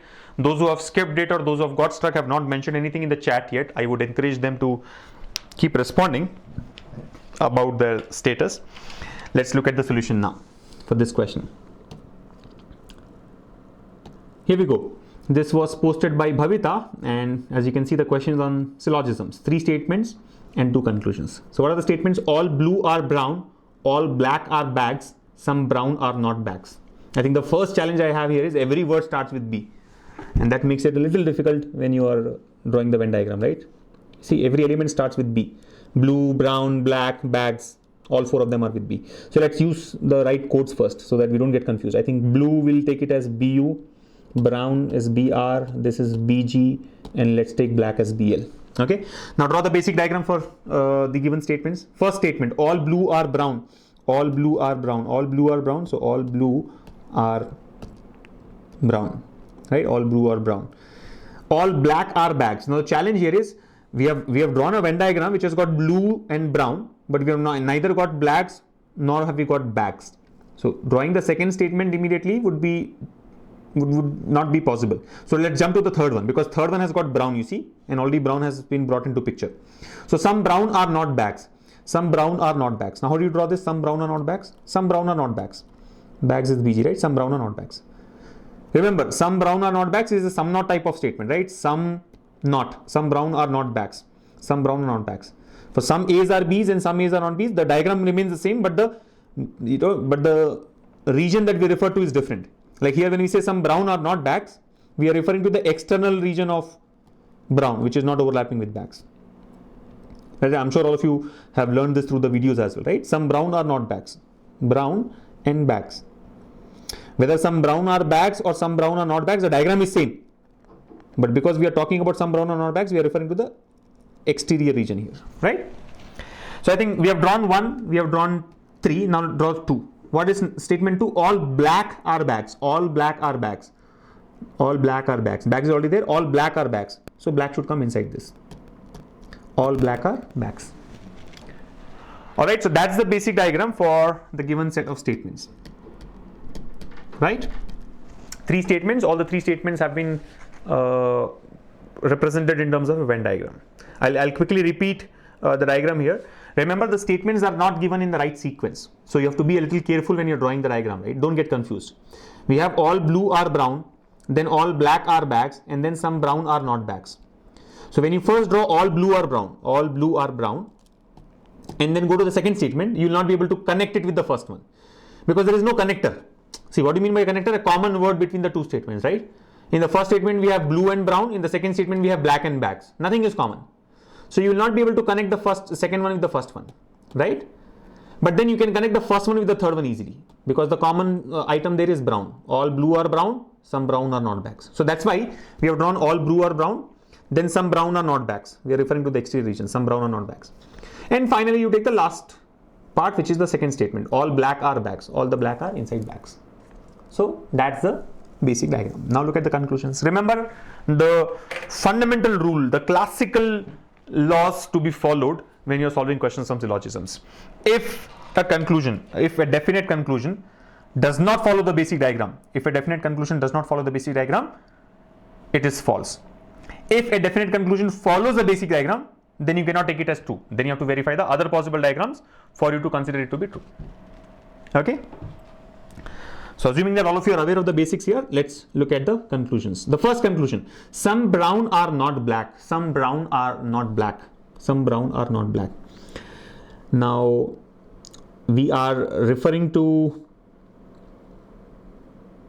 some brown are not black. Brown is here and the black is here. If you look at the basic diagram, yes, some brown are not black. These outside brown are not black, right? Some brown are not black. We are referring to the outside brown. I mean, I can choose any part of brown and say brown are not black because brown and black do not overlap at all. Brown and black do not overlap at all. So remember, a lot of you will get confused, or at least some of you will get confused, right? Those who are freshers will get confused with the first conclusion because the first conclusion says some brown are not black. When you look at the diagram, you will find that all the browns are not black. I mean, no brown is black. But that doesn't matter. No brown is black or all browns are not black. We don't care about it. What we just look at it is some brown are not black. Are some of the browns not black or not? You're getting it? I can choose some part of brown and say, yes, these browns are not black. I can say this region is not black. This brown is not black. This brown is not black. This brown is not black. So I can say some brown are not black. You're able to follow? So don't immediately say that first conclusion is false because all the browns are not black and the given conclusion is some brown are not black. You're able to follow? You're able to follow. Don't go in that direction there. So some brown are not black follows the basic diagram. It follows the basic diagram. Will it always follow or not is a question now. It follows the basic diagram, but will it always follow is the question. Right? Basic diagram, it follows. Now, just because it follows the basic diagram does not mean that you will take it as true. You have to be 100% sure. And what do you mean by 100% sure? Being 100% sure, you have to check all the possible diagrams. Right? Now, how do we do that? Do you really want to draw all the possible diagrams? No, there can be multiple diagrams. There can be 4, 5, 10, 15, 16, 20 different types of possible diagrams. So, do you really want to check all the possible diagrams? No. Try to check it logically, right? Try to do a smart method. Try to follow a smart method. So, what can be done? I'll explain you. Some brown are not black. For this conclusion to be false, what conclusion should be true? All brown are black should be true. Are you able to follow? For this conclusion to be false, for some brown are not black to be false, all browns are black has to be true. If all browns are black is possible, then some brown are not black is not possible. You understand? I'm giving you a technique here, a smart way of verifying such conclusions. Now the point is complementary pairs. Refer to complementary pairs. You know what complementary pairs are, right? We know that there are two types of complementary pairs. We have discussed this in our syllogism videos also, right? Complementary pair. Complementary pairs, right? There are two types. What is the first pair? Some A's are B's and no A is B. These are the two complementary. This is the first complementary pair. Some A's are B's and no A is B. No A is B. The second complementary pair is all A's are B's and some A's are not B's. Very important for those who have already watched the syllogism video a couple of times, right? Freshers may still not be able to follow this concept. You have to go back and watch the syllogism video. But those who have gone through the video, they should know about complementary pairs. And using complementary pairs in such kind of cases will really help you a lot. It will be very easy to verify the conclusions. Now, what are we trying to say? You know what is the meaning of a complementary pair, right? Complementary pair, the easiest way to understand a complementary pair is like head and tail. Head and tail is a complementary pair. Now, what does it mean? When you toss a coin, if it is heads, it's not tails. If it is tails, then it's not heads. Or for it to be heads, it should not be tails. For it to be tails, it should not be heads. You getting it? Any one of them can be true. Both of them cannot be true. That's a complementary pair. Any one of them can be true. Both of them can never be true together. Can head and tail come together? No. Now don't say the coin is standing and all that crap, huh? Head and tail cannot exist together. So two things which can never exist together becomes a complementary pair. I mean, it's like win and lose, right? Assuming that a competition has got no draw. You either win or you lose. Now win and lose in a match is like a complementary pair. Let's say there is a match between India and Pakistan. If India has won the match, it's obvious that Pakistan has lost it. If India has lost the match, then it's very clear that Pakistan has won it. So winning and losing is like a complementary pair. I mean, draw can exist in a match, but assuming that draw is not a possibility, right? I mean, draw is not there. It's not allowed. There has to be a conclusion. There has to be a decision, right? In that case, it becomes a complementary pair, right? Win and lose becomes a complementary pair. Or for that matter, gender. Right? I mean, don't go to the third gender now, which is brought into picture recently by Indian laws as well. But assuming there are only two genders, male and female. Let's say baby is born. It's either a male or a female, right? So, suppose the doctor says it's not a boy. It's not a boy means what? It is a girl. It's not a girl means it's a boy. Now the point to be understood is for the baby not to be a boy, it has to be girl. For a baby not to be a girl, it has to be a boy. Right? For the result not to be a heads, it has to be tails. For a result not to be tails, it has to be heads. Right? For girl to be false, boy has to be true. For boy to be false, girl has to be true. For heads to be false, tails has to be true. And if tail is true, then heads is false. You getting it? For tails to be false, heads has to be true. So if head can exist, then tail cannot exist. That's the point. So apply the same logic here. Some brown are not black. This is a some not type of statement. Right? It is a some not type of statement. Some not. What is the complementary for some not? Complementary for some not is all A's are B's. For some A's are not B's, the complementary is all A's are B's. For some A's are not B's, the complementary is all A's are B's. So for some browns are not black to be true, all A's are B's has to be false. All A's are B's has to be false. For some brown are not black to be true, all A's are B's has to be false. Or the other way around. For some A's are not B's to be false, all A's are B's has to be true. All A's are B's has to be true. Now, it is always a little difficult to verify a some not type of statement. So what I would do is do the converse. Let's verify all A's are B's. You're getting it? Instead of verifying some brown are not black, verify all brown are black. The complementary for this is what? What is the complementary for this? All brown are black. All browns are black. All brown are black. Now, what am I trying to verify? I have already concluded that some brown are not black satisfies the basic diagram, right? I can choose some brown and say these are not black, right? These browns are not black. These browns are not black. These browns are not black. You can choose some of the browns and say these are not black, right? Now, I'm trying to verify the possible diagrams. Instead of verifying this in the possible diagram, let's verify all brown or black in the possible diagram. So what I'm trying to check is it possible that all the brown are black? Is it possible all brown are black? What happens? What happens if all browns are black? If you take all the browns inside black, try and envisage that, try and imagine that, right? Don't have to draw the diagram for it. If you try to take all the brown inside black, what happens? All the brown goes inside black. If all the brown go inside black, all the browns are also going inside bags. Yes or no? If you want to take this big circle inside this black, with that blues will also go inside black, but then the point to be noted is browns will completely come inside bags. Brown will completely come inside bags, which means all the browns will become bags. If all the browns become black, all the browns become black, all the browns will also become bags. But the statement very clearly says that some brown are not bags. See, this is definitely true. What is given in the statement is definitely true. It's like patthar ki lakhi, right? Statement mein jo bhi diya gaya, it is always true. So if some browns are not bags is given in the statement, it has to be true. There is no debate on that. There is no second thought on that. But by taking all the brown inside black, I am, making sure that all the browns are becoming bags. And the moment all the browns become bags, I am violating this statement. Which statement? Some brown are not bags. Which means I cannot do that. What can be done? What cannot be done? All browns are back cannot be done. Which means this is false. And if this is false, this has to be true.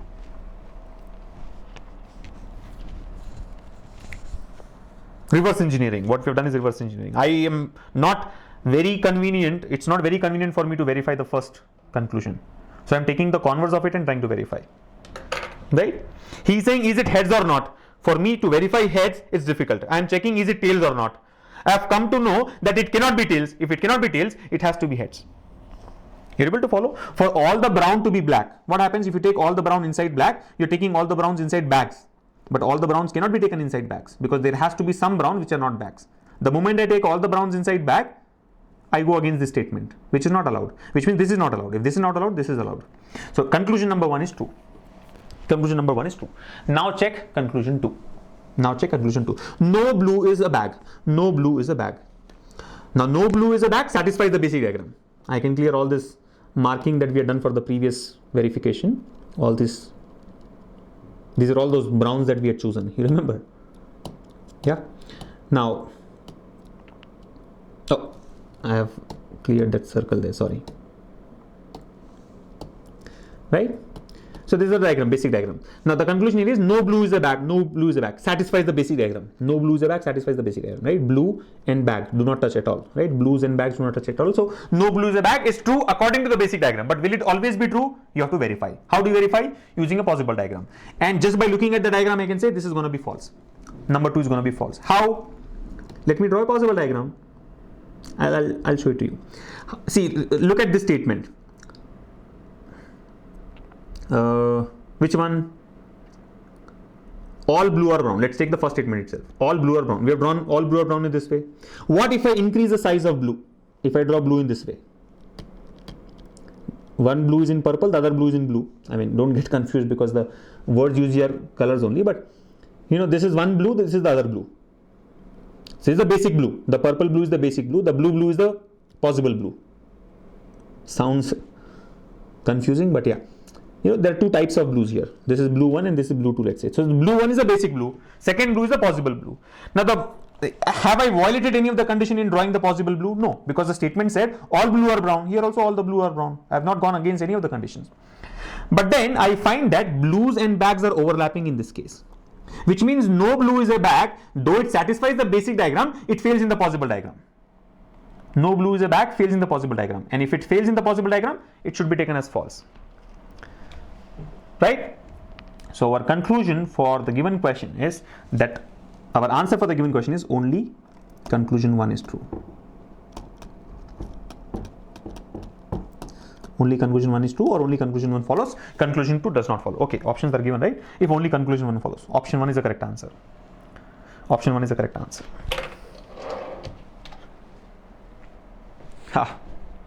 We've spent a lot of time there, I know. I think the problem is with me because we are discussing syllogism after a long time and I just love this topic. This is my favorite topic from reasoning, and like I always said, this is the true test of your reasoning ability. I'm sure there are going to be a lot of students who will say I'm confused. I just want to know the names. I'm not going to explain this again because explaining this again will take as much time. But not to worry. This video will get added to your learning account by tomorrow. Not by tomorrow, but within 24 working hours. So you can watch this video any number of times you want till you're clear with the concept. But even before doing that, for those who are confused, I want to ask if you have actually watched the original syllogisms video. Because remember, syllogism is not very easy initially. Syllogism is very, very easy once you watch the basic video, the video that we have on syllogisms, at least like 2-3 times. Watch it at least 2 times, 3 times, 4 times, right? At least 2 times. One watch is not going to help you. So now tell me, how many of you have followed, how many of you have not followed? Just say followed or not followed. I'll get to understand that. You have to watch the syllogism video at least 2 times. If you have not watched syllogism video twice before getting confused with this, don't worry, because your learning is not complete. And this is a complex question that we have solved. Yeah? So quick.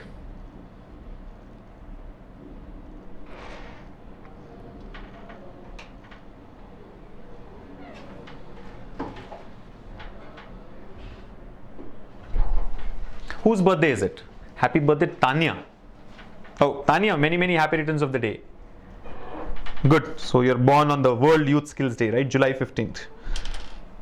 Many wishes, best wishes from me and from the team Talent Sprint, right? And we hope that, you know, by your next birthday, you get your dream bank or the government job.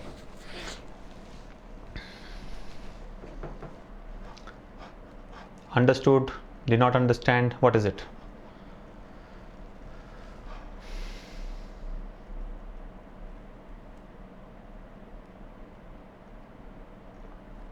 After spending half an hour, we get only 1 mark. That's the truth of reasoning. Chandra Neeraj. No, I think if you are smart, you will not spend half an hour to get 1 mark. You will spend 10 seconds to skip that question and do the other easier ones.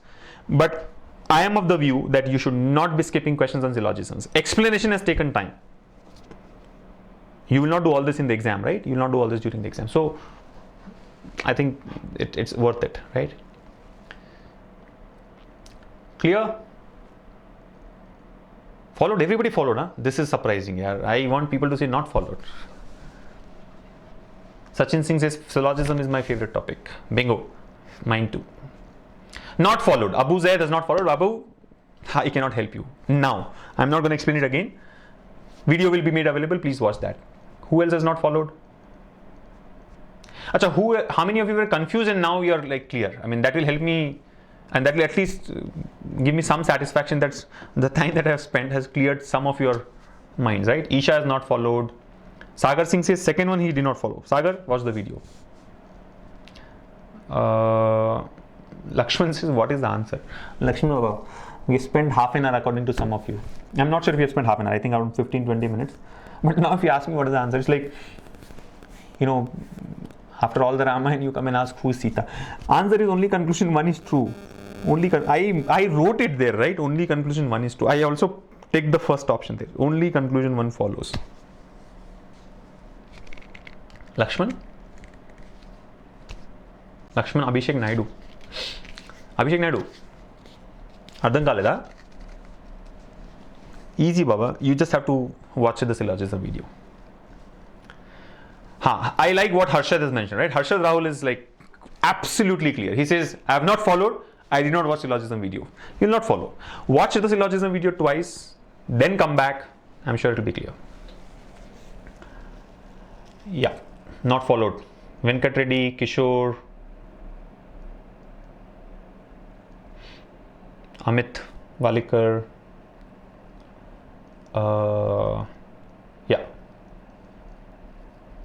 Yeah, and everybody is wishing Tanya. Tanya, lot of wishes. And there's like, you know, really good, right? So many people wishing you. You don't even know them. I mean, know them as in you would probably know them through these live sessions, but you have not seen them, right? I'm assuming you guys have not met. I'll be more than happy if I figure out that you guys are meeting. I would also love to meet you all because I'm bored of seeing this scam, right? It's really sick. I get to see my own photo there. It's been long that we have met. But and that reminds me actually that with Team Talent Sprint, we are going to this place called Haldwani, Uttarakhand on 22nd of July for a free seminar on 5 habits to kick so that you can crack bank and SSC exam. So if you are from Haldwani or a place around that or from Nainital, please travel to this city and meet us. I'll be more than happy, right? And if you have friends or colleagues or relatives there, please do inform them that there's this free seminar on 5 habits that you must kick to get your dream bank job. Yeah. So Tanya, what I was telling you is like so many wishes, huh? It's lovely. Nirmal says it's birthday of another great K. Kamraj. Yeah.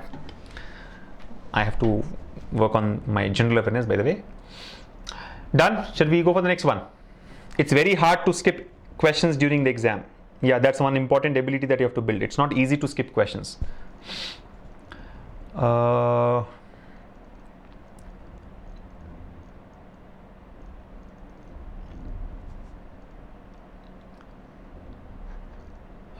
Okay. Venkatesh says, wow, Telugu, amazing. Why? Oh, I recall. Okay, I remember I said something in Telugu. Yeah. Ayushi Tripathi says, ये क्या था sir? Ayushi, ये तेलुगु थी जो आपको नहीं समझ में आएगी, जो जिनको समझ में आनी थी समझ में आ गई और थोड़ा शॉक में भी है कि यार ये कैसे इन्होंने बोल दिया.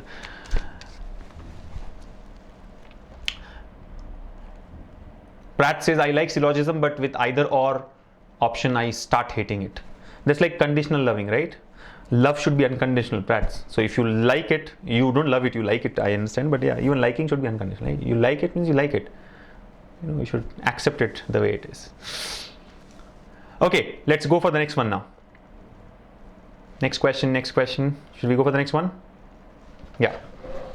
So here we go. Presenting the next question to you all in like next 10 seconds. Let me present the next one. Here we go. This was posted by Manasa.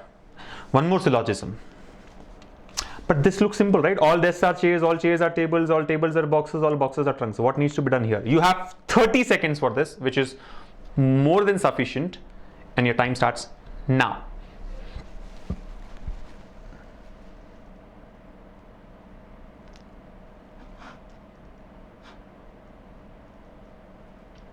Sagar Singh से कभी लखनऊ आइए. हाँ, लखनऊ भी आएंगे, नवाबों का शहर है,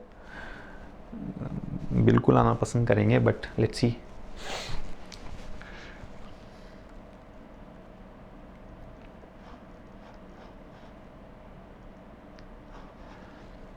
$15 more seconds. Let's see how many of you get the right answer.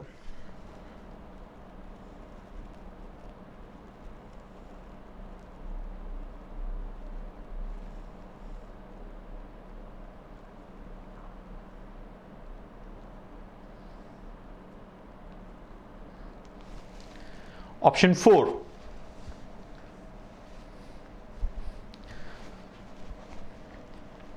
Option 4, all follows. Okay. Good. So there's a flood of responses here and everybody has got 4 except Milan, who's got option 2, which is only 1, 2 and 4 follow. Yeah. And I've started feeling very hungry, more so because there's something to eat here. I don't know what, but there's something right in front of me. Let's quickly solve this. I'll go grab my food there and leave you with the next question. Shall we take it up now? Yeah. Okay, so here we go. Question posted by Manasa. I'll change this color. I don't like it that much. So which one should we choose? Let's go for this one. Yeah. So this question was posted by Manasa on syllogisms. Looks like very easy. We'll figure it out only when we start solving it. So here we go. 4 statements. All desks are chairs, all chairs are tables, all tables are boxes, and all boxes are trunks. Easiest basic diagram I would say, right? Just draw it. All desks are chairs, all desks are chairs, all chairs are tables, all chairs are tables, all tables are boxes, and all boxes are trunks. All boxes are trunks. Yeah, I think I have to be very clear. These are tables, right? And these are trunks. T and T. So all desks are chairs, all chairs are tables, all tables are boxes, all boxes are trunks. This look like some dosa batter put on tawa recently. Anyway, conclusion: some trunks are tables. Some trunks are tables. Yes, true. All chairs are boxes. All chairs are boxes. Yes, true. Some boxes are desks. Some boxes are desks. Boxes are desks. Some boxes are desks. Yes, true. All desks are trunks. All desks are trunks. Yes, true. All follow. Option 4. If this takes more than 15 seconds for you, I repeat, if this takes more than 15 seconds for you to arrive at the answer, you're not ready for the exam. Simple. I am not sure why Manas has got confused here. Answer should be all follows. All the 4 conclusions follow, right? Remember, for all A's are B's. All A's are B's. The definite conclusion is some B's are A's. Some B's are A's. And I think 2 of the conclusions here are in that form, right? Some trunks are tables. We know that all tables are trunks because all tables are boxes and all boxes are trunks.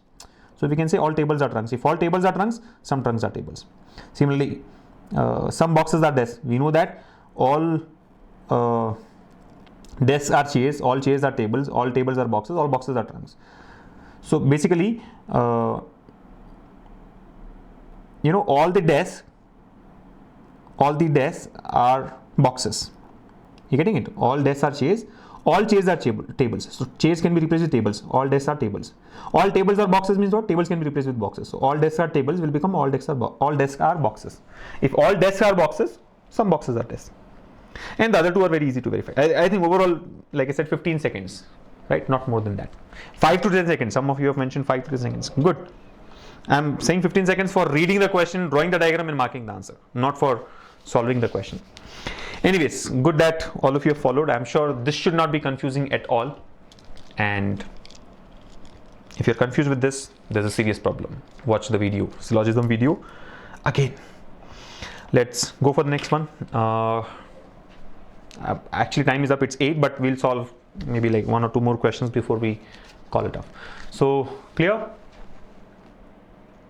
I'm not even going to ask if you are clear with that or not, right?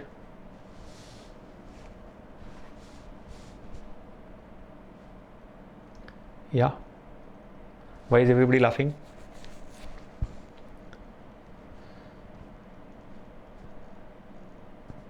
Why all this food stuff has come? Biryani, and why are you discussing all these things, man? Rasgulla. Oh, okay. You've reminded me of something. Quickly, the next question, and this will give me enough time to go grab whatever I have it there. Here we go. Yeah, this was posted by Prashray Kumar, and this is an arrangement. 8 people, LMNO, PQ, and S, are sitting around a circular table facing the center. Each of them likes different colors among red, orange, blue, pink, black, purple, brown, and green, but not necessarily in the same order. S is sitting second to the left of N. There are 2 persons between S and the person who likes orange color. N sits second to the left of the person who likes orange color. L is the immediate neighbor of S. R is third to the right of P. O likes purple color, and blah, blah, blah, blah. You know what needs to be done? 8 people have to be arranged around a circular table. It's easy because all the guys are facing center. But then this is not a very simple arrangement as it involves 2 parameters. You have to arrange people and also the colors. You have to find out which color is liked by which person or which person likes which color. I'll give you about 3 minutes. Let's see how many of you get the answer.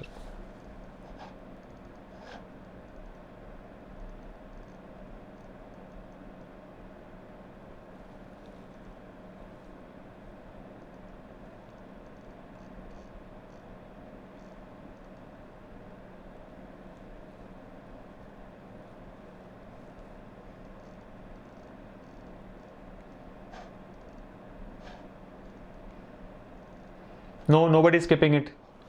Please don't skip this one. This looks like an easy one and I'm sure you should be able to crack it. Amit Kumar has already said good night. He's leaving. I'll also leave in a few minutes. Maybe after this question we'll leave.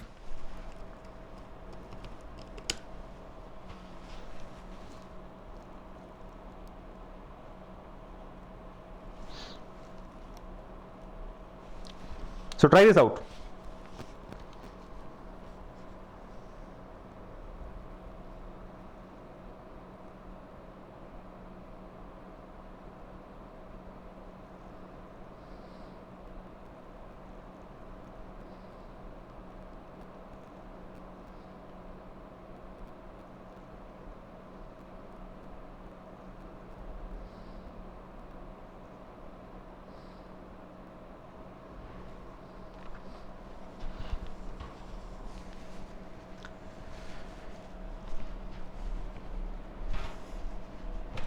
Okay, before I leave you alone for tackling this one, let me mention that I'm not talking, and so there's no audio, because I usually find people saying that there's no audio. No audio because I'm not talking. And you know why I'm not talking? Because I've got to eat something.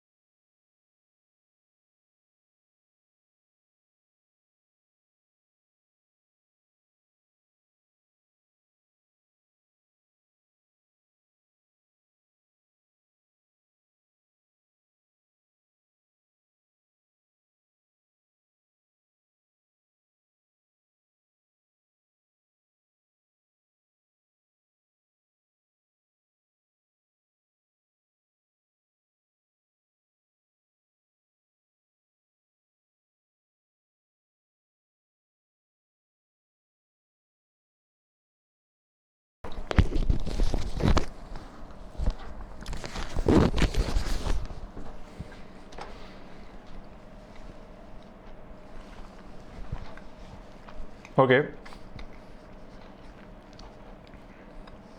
Done. And now I'm talking. Yeah. Time consuming? No. Webab says time consuming. Yashvi says it'll take 5 minutes to skip. How can I watch your event? Harita, the event, what is that event? What is that place? I forgot. Haldwani event, I'm not sure if we'll be streaming it live, but we'll visit your place also very soon. Yeah, so how many of you have got it? Isha says I'm stuck in the 7th line. Kritika Datta says please verify colors. Rishika has got the answer, I guess. Selvi has done it. Shivakumar, Shomu, Anubha,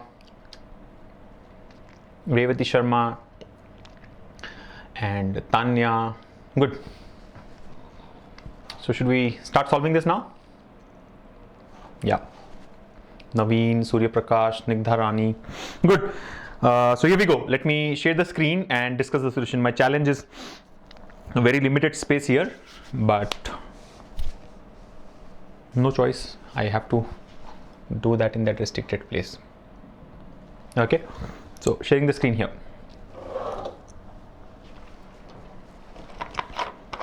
One second. Sorry.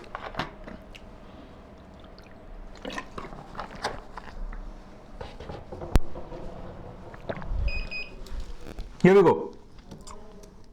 Let me clear all that we have put on the screen. So here's the question. This was posted by Prashray Kumar. It says 8 people, L, M, N, O, P, Q, R and S are sitting around a circular table facing the center. Each of them likes different colors among red, orange, blue, pink, black, purple, brown and green, but not necessarily in same order. S is sitting second to the left of N. There are 2 persons between S and the person who likes orange color and so on. So basically I think we have to arrange 8 people around a circular table, and the best part is all of them are facing center. So it makes it easy for us to solve the problem, right? All of them are facing center. So left is always clockwise and right is anti-clockwise. And who are these 8 people? L, M, N, O, P, Q, R and S. And each of them likes different colors. Among red, orange, blue, pink, black, purple, brown and green, which are not in the same order. So let's start working on it. Hints have been given to us, clues have been given to us. So use that. I'll have to draw a smaller circle due to lack of space, but here we go. 1, 2, 3, 4, 5, 6, 7, 8. Remember, there can be multiple possibilities. It's always suggested to try all the possibilities parallelly, and eventually you'll be left with the correct answer. So 8 persons, all of them facing the center, and left is always clockwise, right is anti-clockwise. That has been understood. Now look at the first point. S is sitting second to the left of N. S is sitting second to the left of N. So very straight point there, we can mark it. S is sitting second to the left of N. So if this is N, S is second to the left of N. First N second, S comes here, right? S is sitting second to the left of N. There are 2 persons between S and the person who likes orange color. There are 2 persons between S and the person who likes orange color. So between S and the person who likes orange color, there are 2 persons. Now the direction is not given here. It only says that there are 2 persons between S and the orange color. So there are 2 possibilities. See, S dash dash orange, we can take orange here, or S dash dash orange. Orange can be taken here, right? S dash dash and orange, or S dash dash and orange. 2 possibilities are there. So we'll do one thing. Let's consider both the possibilities and try it out, because I see that the next statement is also related to orange color. M sits second to the left of the person who likes orange color. So unless orange color's position is fixed, we'll not be able to proceed. Right, so I'm taking, I'm duplicating the existing diagram first, right? 1, 2, 3, 4, 5, 6, 7, 8.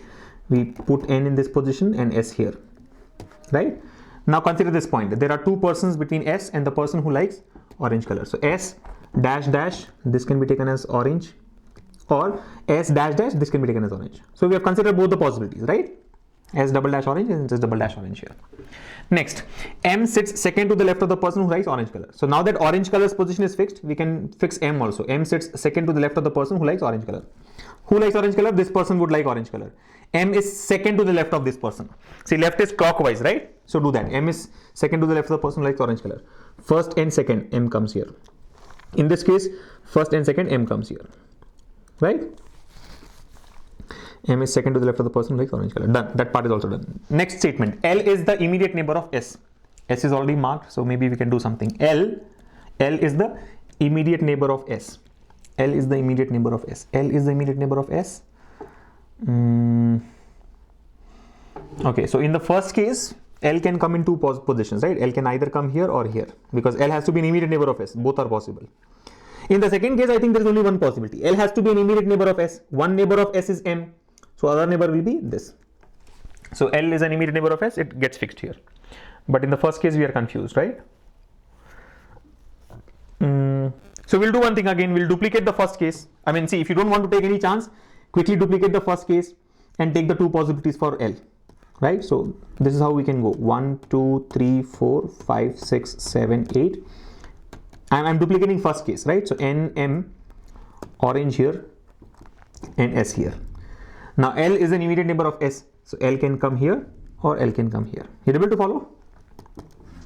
Duplicated case 1 and duplicated case 1 here, case 3. The two positions of L have been considered. L on this side once and L on this side the other case. Then R is third to the right of P. R is third to the right of P. Neither R nor P have been marked, but R is third to the right of P. I think it gives only one possibility now. Look at case 1. I'm considering this statement. R is third to the right of P. R is third to the right of P. See, R is third to the right of P, meaning what? If you look at case 1, there is only one possibility. R has to be third to the right of P, right? So if P has to come here, third to the right of P. First, second, third, R comes here. Third to the right of P. There's no other way out. If you have solved questions on arrangements, you will figure out that this point very easily. R is third to the right of P. P is here. Right of P has to be anti-clockwise. First, second, third. R comes here. Right? Clearly. Similarly, in case 2 also, R is third to the right of P. So P comes here. R is third to the right of P. First, second, and third. R comes here. Very easily. There's no other choice. In the third case, I think it's not possible. R is third to the right of P, right? So P here. First, second, third. R comes here. I think that's the only possibility, right? First, second, third. If you take P here, first, second, third is not possible. If you take P here, first, second, third. Okay, there are two possibilities. In case 3 again, there are two possibilities. So this is only getting complex. I mean, again, I don't want to duplicate one more and take 4 possibilities. Makes no sense. So I think we'll do one thing. Let's quickly work on case 1 and case 2. I mean, while we should be trying in all the possible cases, but case 1 and case 2, let's try out quickly. O likes purple color. O likes purple color. So if you look at case 1, it says O likes purple color. So see, O can either come here or here. But since O likes purple color, this is ruled out because this is already blocked for orange. So O can come here and this can be taken as purple. In this case, O likes purple color. Yeah, both are possible. So not done yet. Achha, who are the people, by the way? I think we have already marked. If you see P, R, S, L, N, I mean L, M, N, O, P, R, S. Only Q is left out and Q has to come here. In case 1, at least in case 1, all the persons have been marked. In case 2, I think we have not used O likes purple color. So O can either come here or O can come here, right? Any of these two. So that's not for sure. Then the person who likes pink color is second to the right of P. Achha, try this. The person who likes, this statement is very clear because P is already fixed, right? So we can do this. The person who likes pink color is second to the right of P. So pink is second to the right of P. P is here. Second to the right of P should be pink. First and second, this should be pink. But this is already purple. According to the data, second to the right of P is pink. First and second, this should be pink. But this is already purple. Hence, this is wrong. You're able to follow. It's going against the given data. So this one is wrong. Try this second case. Pink is second to the right of P. P is here. First and second, this should be pink. Possible, right? And if this is pink, it cannot be O because O likes purple color. O likes purple color. Yeah. So now I can say this is O and O likes purple color. Yeah. And then this person has to be Q. It has to be Q because all the other persons have been marked. L, M, N, O, P, R, and S. So this has to be Q. Yeah, so it looks like in case 2 we have arranged all the persons. At least the arrangement of the persons has been done. Only colors have to be fixed. Let's quickly check that. Otherwise, we will proceed with case 3. Right? You can try case 4 also parallel if you don't want to take such a chance, but I think we should be getting it here. Let's see. The person who likes brown color is third to the left of the person who likes blue color. Brown is third to the left of blue. Neither brown nor blue has been marked, so it will be difficult to do this here. Neither S nor P likes brown color. Neither S nor P likes brown color. L likes, I think let's fix whatever is straight there. L likes red color. L likes red. So this is fixed. Right? Neither S nor P likes brown color. Neither S nor P likes brown color. So I think we have to use these two statements together. See, the person who likes brown color is third to the left of the person who likes blue color. So basically brown is third to the left of blue. Remember that brown is third to the left of blue. Brown is third to the left of blue. And neither S nor P likes brown. S or P do not like brown. P anyway likes orange, so let's not worry about P, but S does not like brown. Brown cannot come here. Brown cannot come here, right? Neither S nor P likes brown, so S does not like brown. So try to fix the previous statement, right? Brown is third to the left of blue. Brown is third to the left of blue. Brown is third to the left of blue. So if you take blue here, see, blue can come either for N or M or S or R. These are the only 4 persons without colors, right? Other 4 persons have got their colors. L likes red, Q likes pink, O likes purple, and P likes orange, right? P likes orange. So blue can come for N or M or S or R. In fact, it cannot come for N also. You see, N likes neither green nor blue. N likes neither green nor blue. So N does not like green or blue. Blue cannot come here. Blue cannot come here. Green cannot come here. Right? Blue and green cannot come here. So try this. Brown is third to the left of blue. Can blue come here? No. Blue cannot come here. Can blue come here? Possible. If blue comes here, where should brown come? First, second, third. Brown has to come here. Yeah. So that's one possibility. Can blue come here? If blue comes here, brown has to come in third to the left, right? First, second, third. Brown has to come here, which is not possible.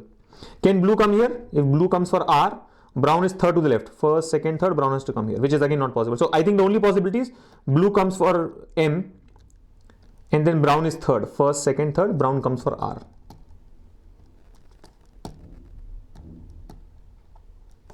Yeah? M likes blue. We have been given that the person who likes brown is third to the left of the person who likes blue. So third to the left of blue. So blue is here. First, second, third is brown. Done. I think we are done with all the colors. Oh, S and N are left out. N does not like green color. Remember one more point. Blue is fixed anyway. N does not like green. If N does not like green, S has to like green. That's the only possibility, right? So I think only one color is left out. Find out which color. Red is marked. Orange is marked. Blue, pink, black is marked. Black is marked. Black is not marked. Sorry. Purple, brown, green are marked. So black. N likes black color. Done. With this we are done. So this is the final arrangement. We don't even have to worry about the third case, right? The final arrangement is as you can see on your screens here. So just check the order. I mean, I'll read out the order once for your clarity because it is too small here due to lack of space. So starting from N, if you go in the clockwise direction, it is N, M, S, L, R, Q, O, P. Colors starting from black in the clockwise direction are black, blue, green, red, brown, pink, purple and orange. And this completes the arrangement. And now you can answer the questions very easily. I'm sure questions can be answered without any difficulty, right? Done.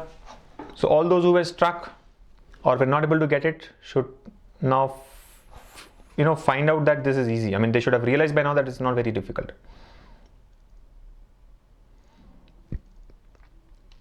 Yeah. And I'm sure those who all have cracked it have got the right sequence, right? What we see here, like I can see Sai Srikanth's solution: O purple, P orange, N black, M blue, S green, L red, R brown, Q pink. Yes. Palash, L red, R brown, L red, R brown, Q pink, O purple, P orange, N black, M blue, S green. Yeah.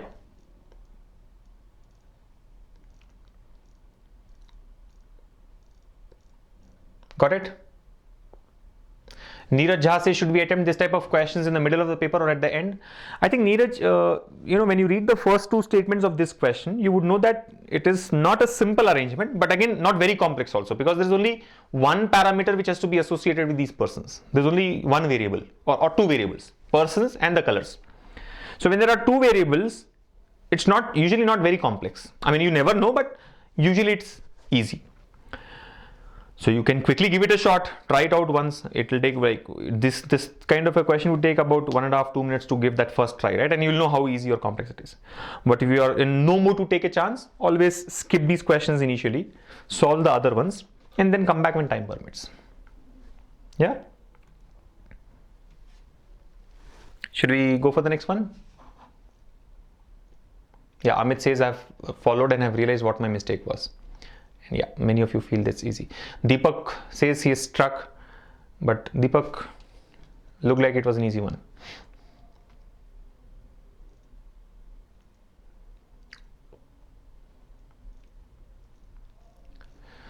All right, should we go for the next one? I think one last question before we close it. It's already close to 8:30. Let's just take one question. Ready, all of you?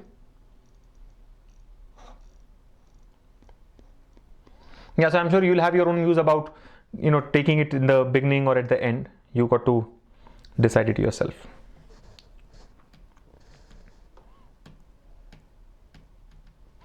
Yeah?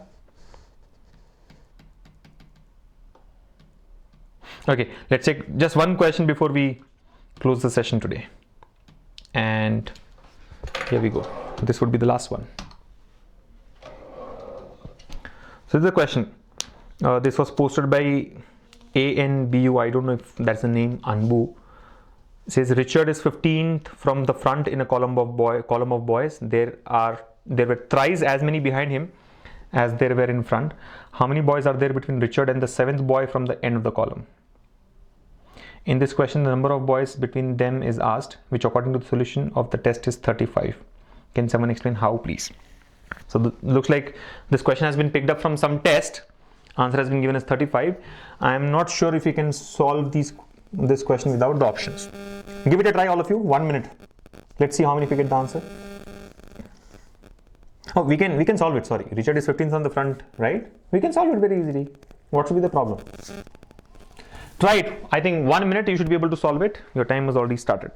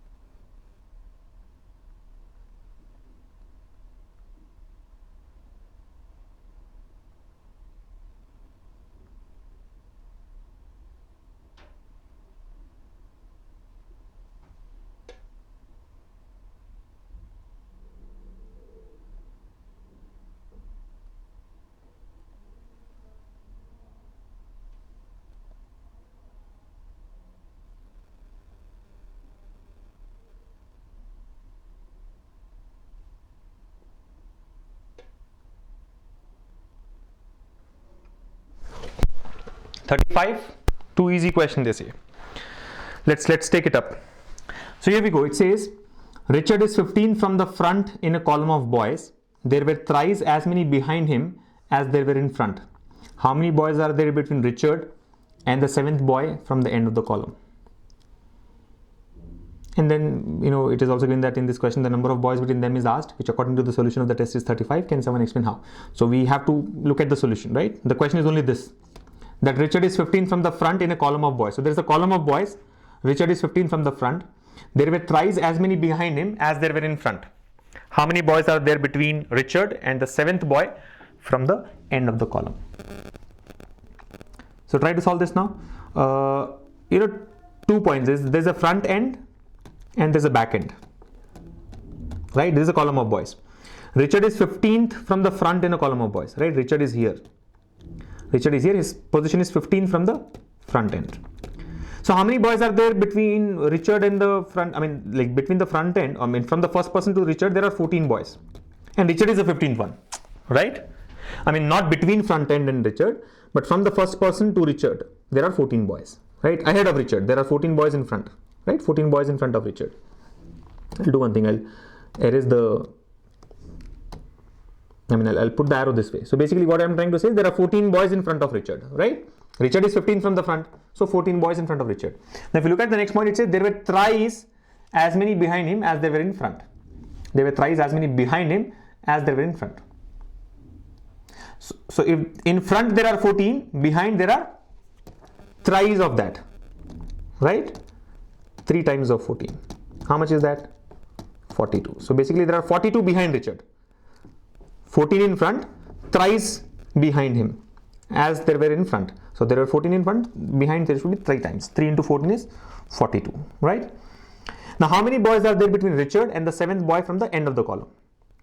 How many boys are there between Richard and the 7th boy from the end of the column? So we have to find out. See, we know that from the end of the column to Richard, there are 42 boys. Up to Richard, there are 42 boys. But now the question is, from the 7th boy,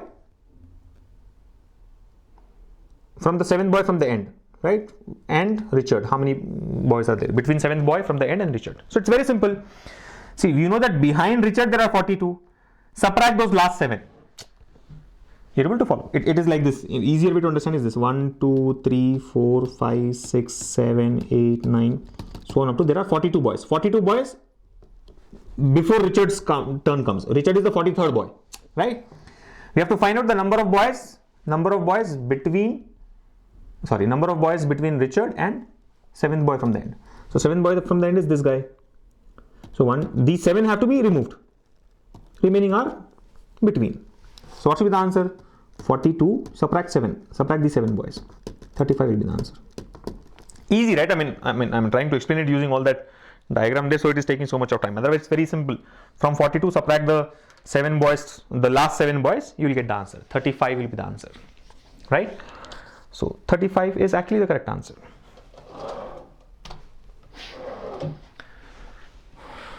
All right. Yeah, I think I'm glad that many of you have got 35 there. 42 and then subtract the last 7 boys.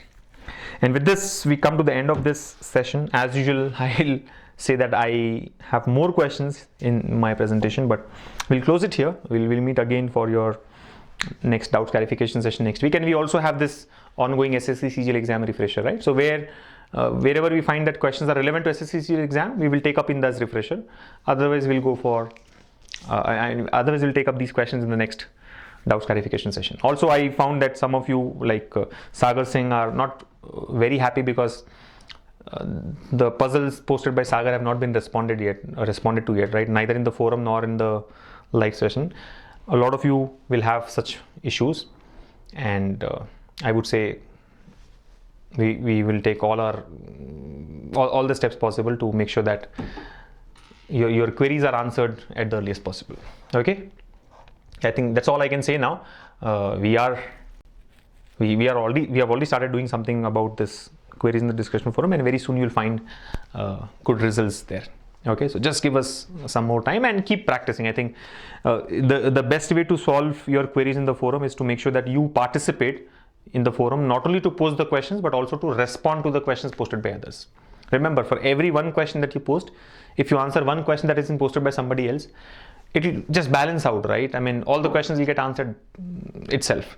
If there's anything left, you will take it up. Yeah. So I think I would request all of you to just increase your participation and engagement in the discussion forum. Yeah, I hope you'll do that. Thank you once again for joining us in this session. I'll see you all in the next session. Until then, keep practicing and take very good care of yourselves. Bye.